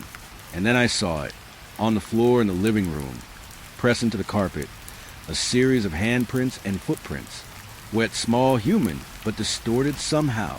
The prints spiraled inward, leading toward the fireplace, but there was no chimney access, no trapdoor, no vent. They simply ended. And for a fleeting moment, I thought I saw movement, just a flicker, a shadow that bent the wrong way against the wall, something too fast to identify. My pulse leapt, and the rational part of my brain screamed that I should leave, but I was rooted in place, staring at the prints, my flashlight shaking in my hands. The house groaned, the wind pushing the walls, the rain hammering the roof, and then the whispers started. Faint at first, like the sound of distant children laughing or calling, almost drowned out by the storm. But as I stood there, they grew clearer. Names. My name. Others I knew. Names of people I had lost cases on. Names of families who had vanished without explanation. And they weren't happy names. They were drawn out, stretched, pleading, warning, echoing against the walls and the wet floor. I spun around, expecting to see anyone, but the house was empty. The storm outside pressed against every window pane, rattling, howling, but inside there was no one. Only me, only the fading echoes of voices that didn't belong. And then I heard the sliding noise, a soft scraping from the kitchen. My flashlight beam flicked over the counter and stopped. A chair had moved, not fallen, not pushed accidentally. It had slid deliberately, inches across the floor, as if an invisible presence had brushed against it. I swallowed hard, trying to keep my breathing even. Something was here. Something had taken the family. Or perhaps it was always here, waiting. The storm wasn't just weather. It was a curtain, a shroud, a conduit for whatever existed in the cracks between the world I knew and the one I didn't. I stepped backward, slipping slightly on the wet floor, and felt that same weight of observation pressed down on me, suffocating, patient, intelligent.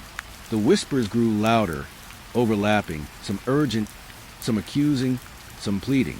And then the lights went out. The house plunged into darkness, save for the dim gray light from the storm outside. My flashlight flickered and died. Heart pounding. I fumbled for my radio, only to hear static, and then my own voice distorted, coming through the speaker, calling my name, echoing my thoughts, saying things I had never said aloud. I ran. I don't remember the doors or the stairs clearly, only the sensation of moving, slipping, falling, drenched in water, cold, terrified. Behind me, the whispers became laughter, a chorus of voices I had never wanted to hear. The storm seemed to bend, almost alive, pressing in from all sides, guiding me, chasing me, forcing me into the streets. When I finally burst onto the road, soaked to the bone, wind tearing at my clothes, I looked back at the house. Nothing. Not a single light. Not a single sound of life. The street was empty, the storm relentless, and the air was heavy with absence. And I realized then, with a clarity that froze my blood, that the family had never been taken the way humans understand. They hadn't run, hadn't been kidnapped, hadn't fled. They had been erased, folded into the storm, consumed by something older, patient, intelligent. And I had been lucky, barely, to escape the same fate. I reached my cruiser, sliding inside, shaking uncontrollably. The heat hit me, but it couldn't chase away the memory of what I had seen. The wet prints, the spiraling handprints, the invisible presence, the whispers, my own voice calling back at me. I started the engine and drove, rain stinging my face through the open window, lights blurring into streaks across the asphalt. I called dispatch. My voice was shaky, fractured by adrenaline and fear. I reported the storm, the empty streets, the vanished family. The operator listened politely, but I could hear the disbelief, the polite skepticism in her tone. Of course, I couldn't explain the whispers, the prints, the way the house had felt alive, waiting. Of course, she couldn't understand. No one could, not fully, not yet. I drove until the storm began to ease, until the rain softened to a dull patter, until the world seemed momentarily ordinary again. But I couldn't shake the feeling. The house, the prints, the vanished family, they were marks of something eternal, something patient, waiting in the edges of reality. And I had seen it. I had survived it. But survival didn't bring relief. It brought knowledge.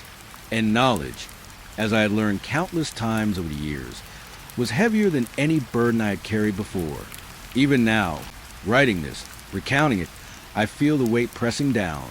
I can hear it in the quiet of my apartment, in the softening of the heater, in the distant roll of thunder as another storm gathers. The storm is never just a storm. It is a presence. It waits. It watches.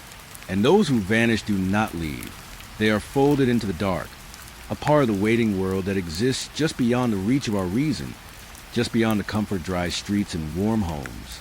I will never forget the way the storm devoured that family, how it moved through the streets with intention, how it left me trembling, soaked, alive. And I know, deep in my bones, that it is not done. It is patient.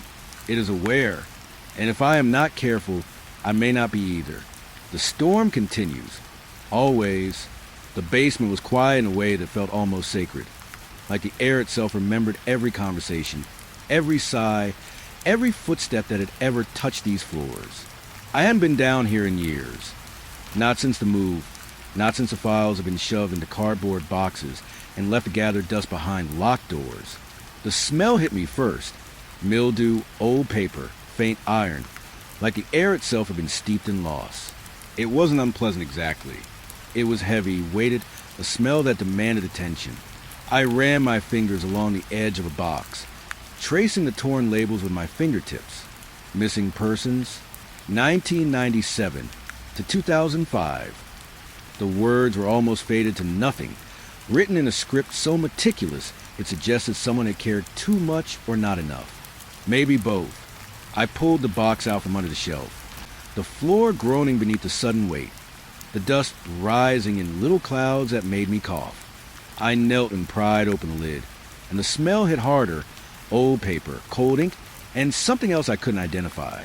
Something almost metallic, almost alive in its sharpness. Inside were folders neatly stacked, labeled with names and dates. Photographs, witness statements, typed reports with coffee stains and handwritten notes scribbled in the margins. The handwriting was sometimes frantic, sometimes careful, and all of it unresolved. I picked up the first file and let the weight settle in my hands. Marcy Holloway, 12, disappeared from Cedar Creek, 2002. I remember the case vaguely, or at least I thought I did. Some details stuck. The foggy creek banks, the witness who claimed to see her running with someone or something, the search parties that never found a trace. But looking at this file, staring at the photo of her smiling into the camera, small teeth crooked, hair in pigtails, I felt the story differently. It was as if the file itself breathed, carrying the tension, the uncertainty, the dread of everyone who had searched, who had failed, who had left her behind. I flipped the pages slowly, methodically, as though if I rushed, the case might slip out of my hands entirely. The statements repeated familiar things, but there were inconsistencies, names that didn't match, times that didn't line up, little details that vanished from one report to the next. I knew these discrepancies were normal.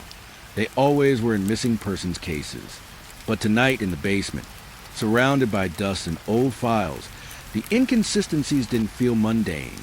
They felt intentional, like someone or something was making sure the story never made sense. I moved to another box. The labels were nearly illegible, smudged over years. I lifted one out and opened it with a sigh. The Morrell family, 2001. Entire family vanished during a winter storm. I remember the media coverage, the helicopter searches, the dogs, the volunteers combing fields, garages, basements, woods. Nothing, not a trace. The file was full of statements from neighbors and emergency calls, photographs of family in happier times, Christmas pictures with perfect smiles. I ran my hands over the images. There was joy here once. There was life. And then nothing. The deeper I went into the basement, the heavier the air became. The dust clung to my skin, my clothes, my hair, and somehow it felt like it was clinging to my mind as well. My heartbeat quickened when I pulled a file labeled Unidentified Cases. Storm victims, 1999 to 2004.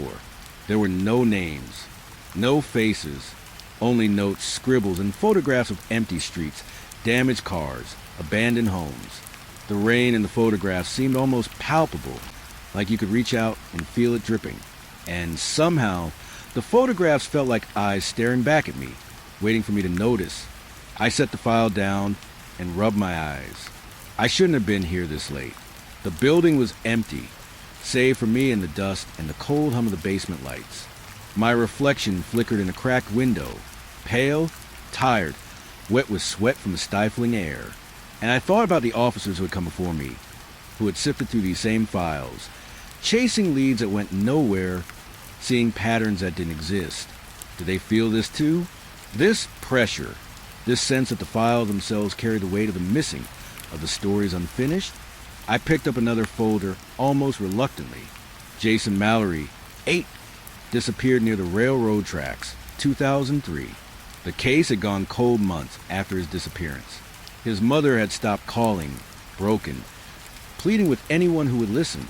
And now, holding the folder in my hands, reading the typed notes and the transcribed statements, I felt the same weight she must have felt. The helplessness, the fear, the constant dread of the unknown. I noticed something odd. A set of photographs had been placed on top of the folder, not in the file itself, slightly askew. I picked them up and shined my flashlight over them. The images were the creek near where Jason had disappeared. At first, they seemed normal. Water rushing, trees bending in the wind, muddy banks. But then I saw it, a shadow in the background, always in the same spot, but different each photo, closer in some, further away in others, always just out of focus. Almost human, almost wrong. I swallowed hard, heart hammering. I wasn't imagining it. I had seen this before. The bus stop, Ramirez's notebook, the abandoned cruiser, that same feeling, the presence lurking just beyond comprehension. The basement seemed to contract around me, the shelves looming higher, the dust heavier, the air colder. My hand shook as I set the photos back down. I tried to focus on procedural aspects, the dates, the witness statements, the timelines, but it was hard. The more I read, the more I felt the gaze of something watching, waiting for me to see what I wasn't supposed to. Every file I touched seemed to pulse faintly under my fingers, carrying echoes of fear, desperation, and something else I couldn't name. The basement lights flickered. I jumped slightly, my pulse spiking. The silence returned, thicker than before. I could hear the faint hum of the building settling, but it didn't feel like that.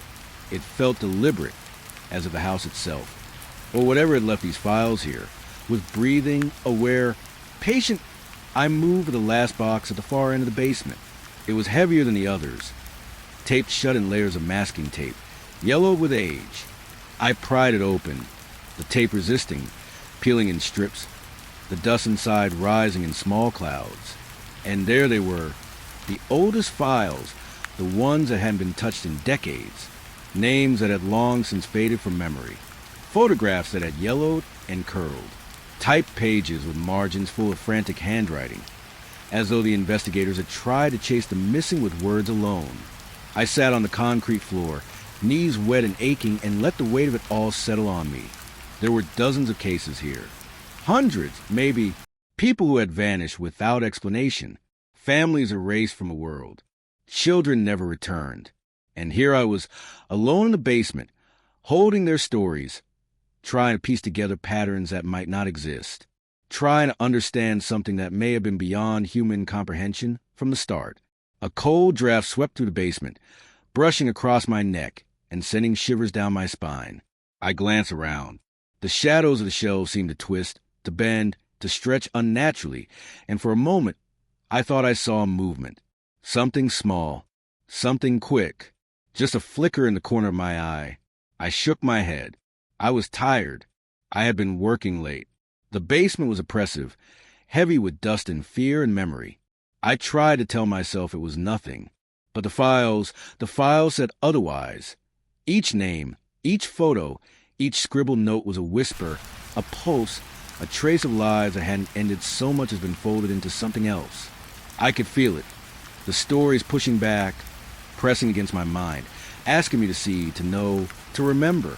The weight was almost unbearable. I had handled missing person cases before. I had seen tragedy, desperation, grief. But this was different. This was cumulative, almost sentient. Like the basement itself had absorbed decades of fear and loss, and now pressed it upon me all at once. I stayed there for what felt like hours, rifling through files, flipping pages, taking notes, trying to make sense of it. Every so often, I would glance at a photograph, a name, a note, and the hairs on my neck would rise. Sometimes it was a face in the background of a photo, blurred but unmistakable, watching.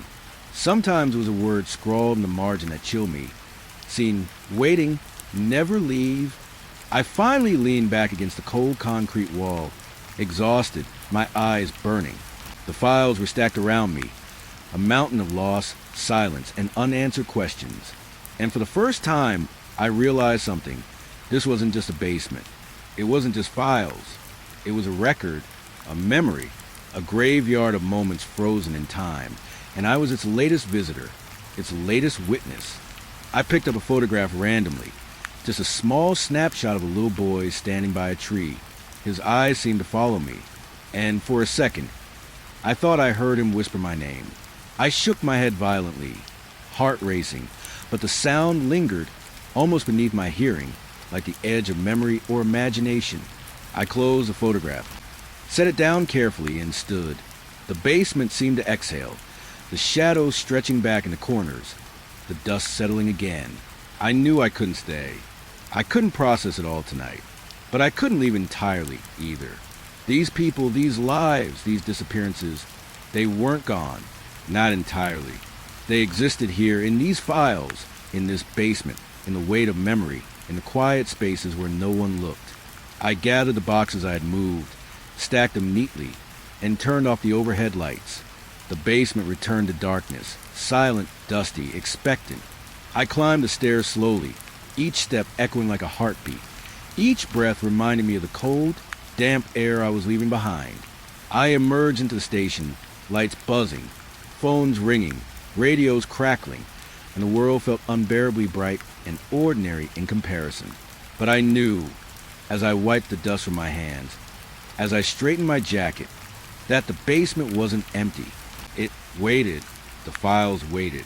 The weight of unsolved cases, of missing people, of lost lives, pressed on patient, inevitable, relentless. And I had seen it, and I would remember, because the dust never truly settles, because the missing never truly leave, because some stories just wait. I shouldn't have come back. That thought crept up the second I stepped on the cracked concrete floor of the basement again. The faint scent of mildew and aged paper greeting me like an old warning I'd ignored.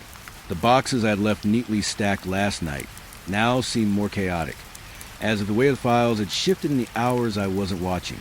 I chalked it up to settling, or maybe the building itself adjusting. But there was something else too, a vibration in the air, almost imperceptible, like the walls themselves were breathing. I switched on my flashlight, its beam cutting a narrow path through the darkness, illuminating dust motes floating lazily in the humid air. My footsteps echoed oddly, louder than I expected, almost as if someone or something was walking alongside me. I shook my head, tried to banish the creeping feeling of being watched. I had been in basements before, in old stations, in abandoned buildings. It was never like this. This wasn't just a basement. It was the where. I approached the far wall, the one line with the oldest files. As I ran my hand over the cold, peeling paint, I noticed faint scratches, small marks that hadn't been there yesterday, or maybe I hadn't seen them. My mind played tricks on me. Surely, but then came the sound. A whisper, so soft at first, I thought it was the hum of the ventilation system. But it wasn't mechanical. It carried a cadence, a tone, a human quality that made my stomach tighten. Help me. I froze. The whisper repeated, almost pleading, echoing faintly through the space. My flashlight trembled in my grip as I swept it across the shelves, over the boxes, over the floor. Nothing moved. Nothing breathed except me. And yet, I knew it hadn't been my imagination. I knelt by one of the oldest boxes, the edges frayed and brittle. Inside, folders with names I didn't recognize, yellow photographs, and typed reports stained by time. I opened one carefully. The case detailed a boy who had vanished near an old rail yard, a place abandoned even at the time of his disappearance. Witness statements mentioned strange noises at night, shadows moving through empty buildings, fleeting glimpses of figure with no discernible face. I swallowed hard. The boy's name was never found in any public database, never reported widely. And yet, here it was, a record of his existence, his absence, his life pulled from the world without explanation. I ran my fingers across the photograph tucked in the folder. His eyes were wide, almost fearful, frozen in a snapshot of time that now seemed alive with memory. Then I heard it again, this time louder, closer, coming from somewhere behind the walls. Don't look away. I jumped back, my flashlight swinging wildly. My heart raced. The words weren't in my head. They weren't a product of fatigue. They were real. They carried urgency, a demand, and the tone wasn't just human. There was something otherworldly, stretched, warped, like the voice was moving through layers I couldn't perceive. I leaned against the wall, trying to steady my breath. My pulse thumped in my ears. I told myself it could be pipes, air, the house settling, logical explanations. That's what I told myself to survive nights like this. But then came a soft thud, and another, not behind me, not above, but inside the walls themselves, small, deliberate impacts. Something, or someone, was moving in the spaces I wasn't supposed to access. I felt my stomach knot. I had been an officer long enough to recognize when fear was legitimate. And this was legitimate. The basement had stories. Yes, old files, cold cases, histories of lost people. But tonight, it wasn't just history. It was present, active, watching, waiting. I took a tentative step closer to the far corner where the thuds originated. The wall panel was warped and water-stained. I pressed my hand against it. It felt warmer than the rest of the basement, pulsing faintly, like something breathing just beneath the surface. The whisper came again, more urgent. "Please, help us." I stumbled backward, heart hammering. I hadn't realized I'd been holding my breath. The voice or voices didn't sound like one person. There were multiple layers, overlapping, pleading, fearful, urgent. And then came the smell, faint but unmistakable. Iron, blood, not fresh, but old, tainted, carried in the wood and dust. I fought the rising panic. I had to be rational. There were countless old buildings in this city. Hidden rooms, forgotten spaces. Perhaps these sounds came from a crawl space, a collapsed area, maybe even an animal trapped. I shook my head, trying to calm myself, convincing myself it was nothing. Then the movement started. Small objects shifted across the floor. Not all at once, not violently, but subtly. Papers sliding from shelves, a small file tipping over, a pencil rolling out of place. Every time I looked, something had moved, and always behind the walls, the whispers, closer, more insistent, layered with urgency. I backed toward the staircase, flashlight scanning every corner. My mind raced. Could it be that some victims had actually been held here, forgotten, left to vanish between the walls of bureaucracy and time? I remembered cases where people were never found, bodies never recovered, searches yielding nothing. Could it be? No, it couldn't. But the thought sent a chill crawling up my spine. I knelt, opening another folder, flipping through photographs and notes. A girl, maybe 9, eyes wide with fear in a poorly lit room. Statements claiming neighbors heard her crying at night. And yet, every search had come up empty. Here, though, in this file, she existed. Her fear, captured in the photograph, seemed to press against me like a weight. Another whisper, almost directly behind me, made my hair stand on end. He sees, he knows. I spun, flashlight beam slicing through shadows. The basement was empty, yet the sensation of presence was undeniable. Something, or someone, was aware of me, watching, waiting for the right moment. My rational mind screamed to leave, to run, to escape. But my training, my instinct, kept me rooted. I had to document. I had to understand. Even if it killed me, the sounds increased, whispers overlapping, a crescendo of pleading voices. They weren't just voices. They were memories, fragments of fear and confusion, woven into the walls like threads in an old tapestry. Each word, each syllable carried weight, carried history. I moved closer to the wall, pressing my ear against the wood. The whispers became clearer. Names, ages, dates. Tiny details that weren't the files I held. Details I couldn't have known. Someone or something knew. And it wasn't human. Not entirely. A small wooden crate shifted across the floor, sliding inches as if guided by invisible fingers. I stepped back, tripping slightly over a loose floorboard. My flashlight skidded across the floor, catching glimpses of paper scattered like fallen leaves. And then silence. Complete, suffocating silence.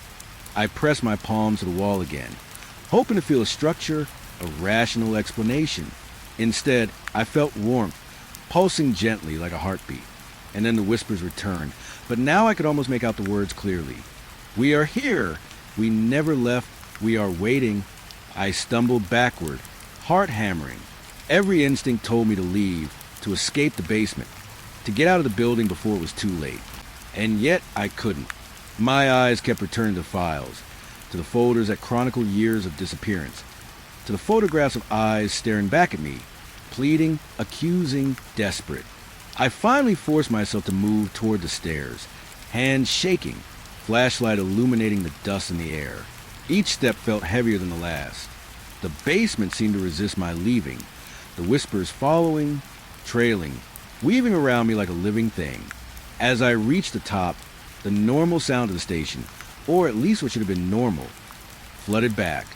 Distant phones ringing, the low hum of fluorescent lights. I turned, peering back into the basement.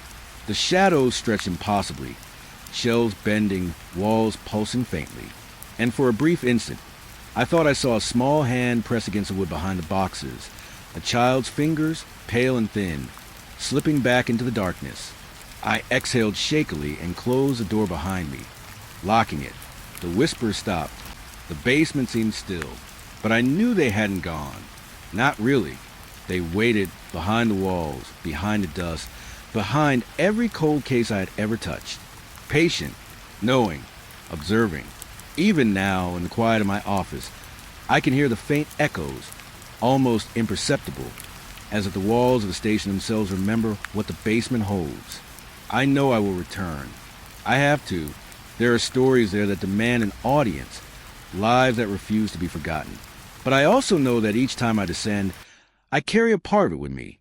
The voices behind the walls, the weight of unseen eyes, the feeling of being watched by those who never left. And I fear that one day, the basement will call for me more insistently than I can resist. Until then, I write, I document, I remember, because to forget them is to let them vanish entirely. And some vanishings are far too deliberate to ever be truly gone. I found the door by accident, or maybe not by accident. The basement had a way of guiding you to places you weren't meant to see, of letting your curiosity, or perhaps something deeper, take over. It wasn't marked. There was no handle, just a seam in the concrete wall, faintly visible only because the light from my flashlight caught it at the right angle. I had been scanning the shelves, my eyes numb from hours of files and dust. When it shimmered into focus, I hesitated. My hand hovered above the wall, trembling slightly. I could feel the cold of the concrete through my fingers. Something in my gut told me to stop, to walk away and pretend I hadn't seen it. But another part of me, the part that had spent years chasing the missing, piecing together fragments of lives stolen, couldn't let it go. I pressed lightly against the seam, and to my surprise, it moved. The wall slid back with a soft, grinding noise, revealing a narrow opening. The air that came from it was different, older, colder, heavier, with that same metallic tang I'd smelled before. Dust swirled at my feet as if the room itself exhaled. I shone my flashlight inside, and my stomach dropped. The room was small, barely larger than a storage closet, but it was packed with remnants of lives I had only glimpsed on paper. Children's belongings lay scattered across the floor. Small shoes, frayed dolls, a backpack with cartoon characters faded almost to nothing. Torn photographs littered the surfaces, some stuck together, corners curling, faces barely recognizable. I knelt to pick one up. It was a boy, maybe 8 years old, staring into the camera with wide eyes, a forced smile. Something about the eyes didn't sit right with me. They were too knowing, too aware. I felt a shiver run down my spine. He was gone, of course, just like all the other children I had read about in these files. And yet, there he was, staring at me from a photograph in a room that shouldn't even exist. I let the file slip from my hands, heart pounding. The flashlight beam caught a corner of the room, illuminating a small chair, its paint chipped and peeling. On it lay a crumpled notebook. I picked it up, brushing off decades of dust, and opened the pages. Tiny handwriting filled the sheets, slanted and rushed. Notes, lists, dates, names. Some of the entries were simple. Waiting for Mommy. Others were unsettling. He comes at night. I can hear them whisper. I felt my pulse spike. The room seemed to shrink around me. Walls pressing in, the air thickening. Every sound, the faint hum of the station above, the scratch of my own movements, was amplified. And then I heard it. A soft sigh. I froze. My flashlight swung slowly across the room. Nothing moved. Nothing breathed. And yet, the air carried the sound, unmistakable, human. It was quiet, almost apologetic, but laden with despair. I swallowed, trying to steady myself. I had heard whispers before in the basement, voices trailing along walls, echoing through the files. But this was closer, intimate, like the room itself had absorbed every fear, every memory, every moment of waiting, and made it tangible. I moved slowly toward a small table in the corner, where another pile of photographs and personal effects rested. The items seemed deliberate. Shoes arranged in a line, dolls placed in impossible positions, scraps of paper with names written repeatedly. It was ritualistic, methodical, as if someone had tried to catalog the lives, the disappearances, the memories, or perhaps the room had arranged them itself. I couldn't tell anymore. I picked up a photograph of a girl, maybe 10, with a braid over her shoulder. The corners were torn, and someone had scribbled on the back, "She waits with us." My stomach knotted. My mind wanted to rationalize, to say it was someone's morbid sense of humor, a previous officer playing tricks. But the truth gnawed at me. It wasn't humor. It wasn't a trick. The air in the room carried the weight of every child who had disappeared. I turned to the wall opposite the entrance and noticed faint marks, shallow scratches, like something had tried to claw its way out. My breath hitched. I traced them with my fingers, feeling the grooves in the cold plaster. I could almost hear the scratches, faint but insistent, echoing behind the concrete. Behind the walls, maybe the children themselves, or what lingered them, were still here, waiting, watching. I stepped back, nearly tripping over a small shoe. My flashlight caught movement in the corner of the room. I spun, but there was nothing. Only dust, only shadows, only remnants. And yet, the hair on my neck bristled. I could feel eyes on me, though no eyes existed here. I knelt again, this time carefully inspecting the floor. Tiny handprints, smudges in the dust, almost imperceptible, leading toward a corner shrouded in shadows. I followed them with my light, and my heart sank. A small collection of toys and papers had been pushed into a neat pile, as if someone or something had gathered them deliberately. I lifted a stuffed rabbit. Its button eyes seemed too dark, too heavy, as if they had soaked in the room's history. A whisper reached my ears, soft, almost drowned out by the hum of the station above. "Why are you here?" I froze, flashlight shaking. My rational mind screamed at me to leave, to back away slowly, to not respond. But curiosity, that dangerous friend of mine, kept me rooted. I'm investigating. I whispered, voice trembling. I want to help. The room seemed to sigh again, and then I noticed it. A photograph pinned to the wall with a rusty nail, faded but intact. A child, smiling. Beneath the photograph, scribbled in the same hurried handwriting as the notebook, "They only watch now." A chill ran down my spine. I thought of the files stacked in the basement, the whispered names, the cold cases that had haunted me for weeks. And suddenly it clicked. This hidden room, it wasn't just storage. It wasn't just forgotten. It was a reservoir, a memory bank, a place where the unresolved lingered, where the missing left traces of themselves, whispers, echoes, remnants of lives stolen or overlooked. I backed toward the door, flashlight scanning the room. Shadows danced unnaturally, elongating, twisting. The toys seemed to shift slightly when I wasn't looking, the papers moving just enough to suggest they were alive. I could feel the presence of the unseen, patient and observing, and then a sound I'll never forget, a soft, deliberate knock inside the wall itself. 3 quick raps, like someone tapping a rhythm, a code. My stomach clenched. I knew it wasn't an animal. It wasn't plumbing. It was deliberate. Someone or something was aware of me, was acknowledging me.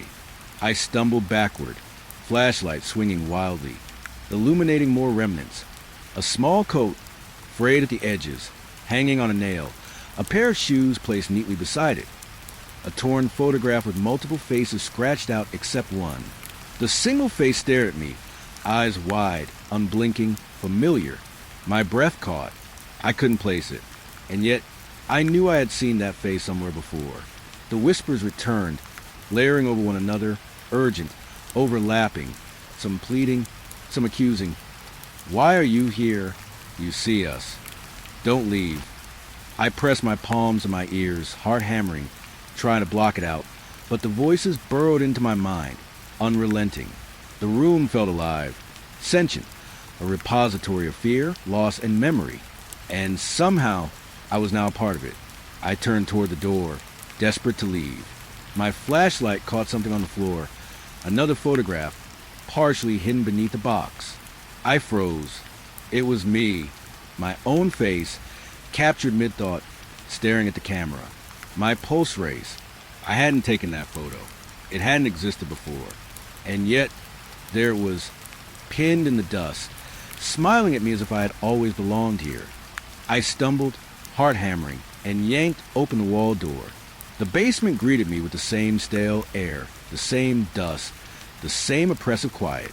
I stepped back into the familiar space, flashlight still shaking, and I knew, with a certainty that chilled me to the bone, that the hidden room would never be empty again. Not for me, not for anyone who stumbled across it. I locked the wall door behind me, but the weight of the room lingered in my chest. I could still feel the eyes, hear the whispers, sense the careful, deliberate arrangements of toys, papers, photographs, and I knew that each case I'd ever handled, each missing child, each unresolved disappearance, had found its way here in some form, waiting, watching, patient. I left the basement slowly, chest tight, palms slick with sweat. I could feel the hidden room's presence following me up the stairs, through the hallways, even into brighter, warmer parts of the station. It was inescapable. The room didn't care about doors or locks. It didn't care about me. It only existed to hold memory, fear, and the lingering echoes of those who vanished. Back at my desk, I tried to focus on paperwork, on reports, on anything tangible. But my mind kept drifting, returning to the hidden room, to the children's belongings, to the whispered questions that had no answers. I felt watched, not just by the shadows I had left behind, but by the weight of the stories themselves. I realized something I couldn't shake. It wasn't just a missing who lingered. It was a process, the files, the investigations, the fear. The hidden room was a mirror, a reflection of every unanswered question, every fear left unresolved. And now, because I had seen it, I was a part of that reflection, too. I closed my eyes briefly and tried to remember why I became an officer, why I pursued these cases. To help? To save? To make sense of the chaos? Now I wasn't sure any of it mattered. All I knew was that some things, some people, some disappearances, they aren't meant to be solved. They are meant to be remembered. And some rooms, some hidden rooms, are meant to ensure that memory never fades. The hidden room waits, always, patiently, quietly, and I will return. Because even if I don't want to, because even if my mind screams otherwise, I have a duty. Not to solve. I don't remember exactly how I made it out of the basement that night. Every memory of the final moments is hazy, blurred by fear and adrenaline. I remember the narrow corridor, the cold concrete pressing against my skin, the dust clinging to my clothes. I remember the hidden room's presence following me like a shadow I couldn't shake, whispering, coaxing, reminding me of every child, every face, every disappearance I had ever investigated. I stumbled up the stairs, gripping the railing until my knuckles went white. Each step seemed heavier than the last, as if the basement itself was trying to pull me back, to make me linger, to make me remember what I had seen. And I did remember.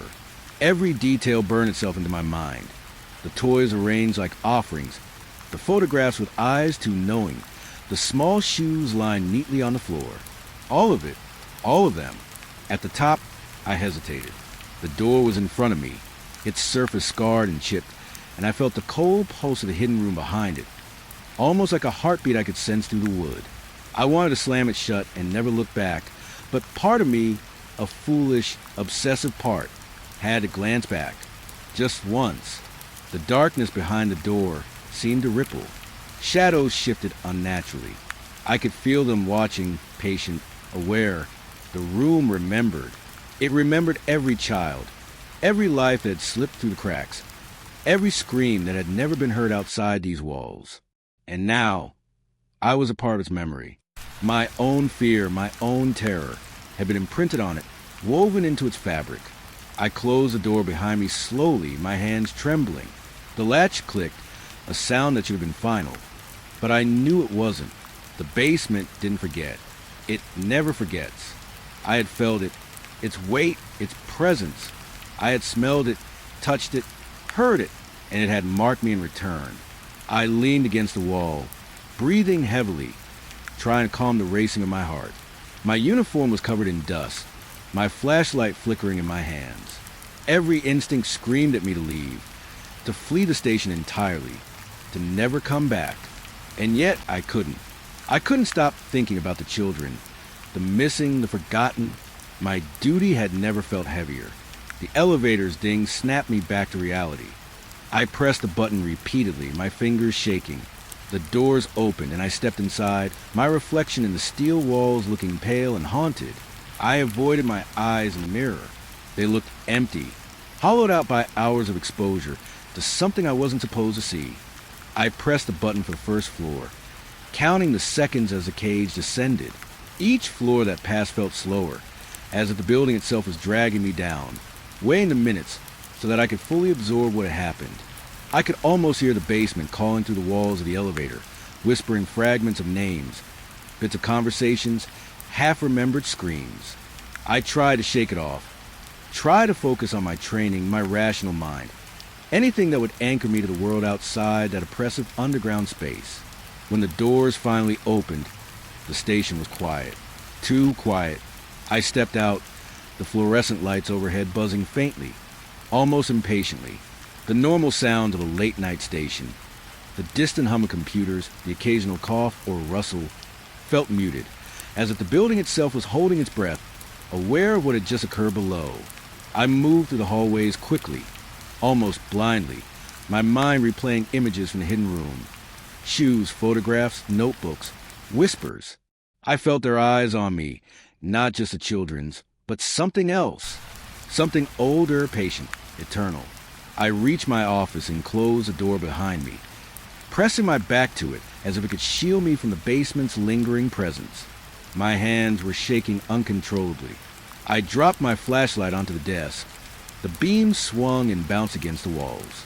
I could still see dust motes floating in the light, like tiny fragments of memory suspended in the air. I sat down heavily, trying to collect myself. My mind wouldn't stop racing. I remembered each item in the hidden room, the deliberate arrangements, the notes, the scribbled names. I remembered the small handprints in the dust, the faint scratches on the walls, the photographs that seemed to watch me with living eyes. And then came the whispers, not loud, not audible to anyone else, but clear enough in my mind. We are here. We are waiting. We remember you. I rubbed my face, trying to force rational thought into the chaos of fear. The basement was just a place, a room, walls, concrete, dust, forgotten files. That's all it was. I had imagined the rest. I had imagined the voices, the whispers, the presence. Surely, but deep down I knew better. I had felt it.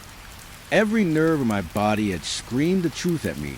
The basement was alive with memory, with absence, with the weight of lives unaccounted for, and it had left a piece of itself in me. I tried to leave, to walk through the station, to remind myself that this was just a building, just a place, just files. But every hallway, every door, every shadow seemed to echo the remnants of the hidden room. I could feel it following me, not physically, but psychologically. It had imprinted itself into my perception, into the way I saw spaces, into the way I felt air and silence. I thought about reporting it, about telling my superior, about asking for a team to investigate, but the words caught in my throat. Who would believe it? Files moved by themselves, voices behind walls, objects arranged deliberately by unseen hands. What would I be if I said these things out loud? They would call me paranoid, overworked, maybe even unstable. And yet, I knew what I had seen, what I had experienced. That night, I went home. I tried to sleep, but the hidden room followed me there, in fragments of dreams and half-formed images. Small shoes lined the floor of my bedroom. Dust motes dancing in patterns across the walls. Torn photographs fluttered in the corners of my vision. And always whispers. Names. Please. Reminders that I was now a part of the basement's memory as much as the children had been. I woke in the middle of the night, sweat soaking my uniform, heart hammering. The memory of the hidden room pressed against my chest, a weight I could not lift. I realized that escaping the basement physically did not mean escaping it mentally. It had attached itself to me, and there was no way to shake it. The files, the whispers, the deliberate remnants of lives lost. They were not just objects or memories. They were a presence, patient and persistent, waiting for acknowledgement. Days passed, but nothing returned to normal. Every noise, every shadow, every creak in an old building made my pulse quicken. My colleagues noticed my unease, my distracted state, but I couldn't explain it. How could I? Even if I told them the truth, would they see what I saw, feel what I felt, understand the basement that remembers? No, they would never understand. I returned to the station eventually. Of course, duty called. But each step toward the basement stairs filled me with dread, my chest tight, my mind screaming warnings I tried to suppress. I knew the room would be waiting, and it was not changed, not silent. Waiting, watching, remembering. Every child, every life, every disappearance. I could feel their presence, like a cold pressure in the air. And me, too. I was now part of that weight, part of that memory. I keep my flashlight on when I work late now, even though I know it won't help. I keep the files organized, but I handle them with reverence, with fear. Every document, every photograph, every note carries not just information, but presence. I can feel it lingering in the corners, in the shadows, behind the walls. And sometimes when the station is silent, I think I hear the basement again. The whispering, soft but insistent. Not calling me back, not threatening, just reminding me. We remember you. I realize now that leaving the basement physically was only part of the ordeal. The true horror isn't the place. It's the memory, the echo, the weight of all that is unresolved pressing on anyone who witnesses it. I can't leave it behind. It follows me, and I suspect deep down it always will. Even now, as I write this, the memory is vivid. The hidden room, the objects, the whispers, they are stitched into my perception, into my very being. I see the children when I close my eyes. I hear the echoes when I sit in silence. I am never alone, and I know the basement remembers. It remembers every life, every loss, every fleeting presence that dared to touch its walls. And I will carry that memory forever, a witness to what it holds, a part of its story now, unable to leave behind. The weight is constant. The whispers are soft but persistent. And I know, without a doubt, that the hidden room, the basement, and all it contains will never forget me. I left the basement that night. Yes, my feet touched the outside stairs. The doors closed behind me. But the basement remembers. And so do I.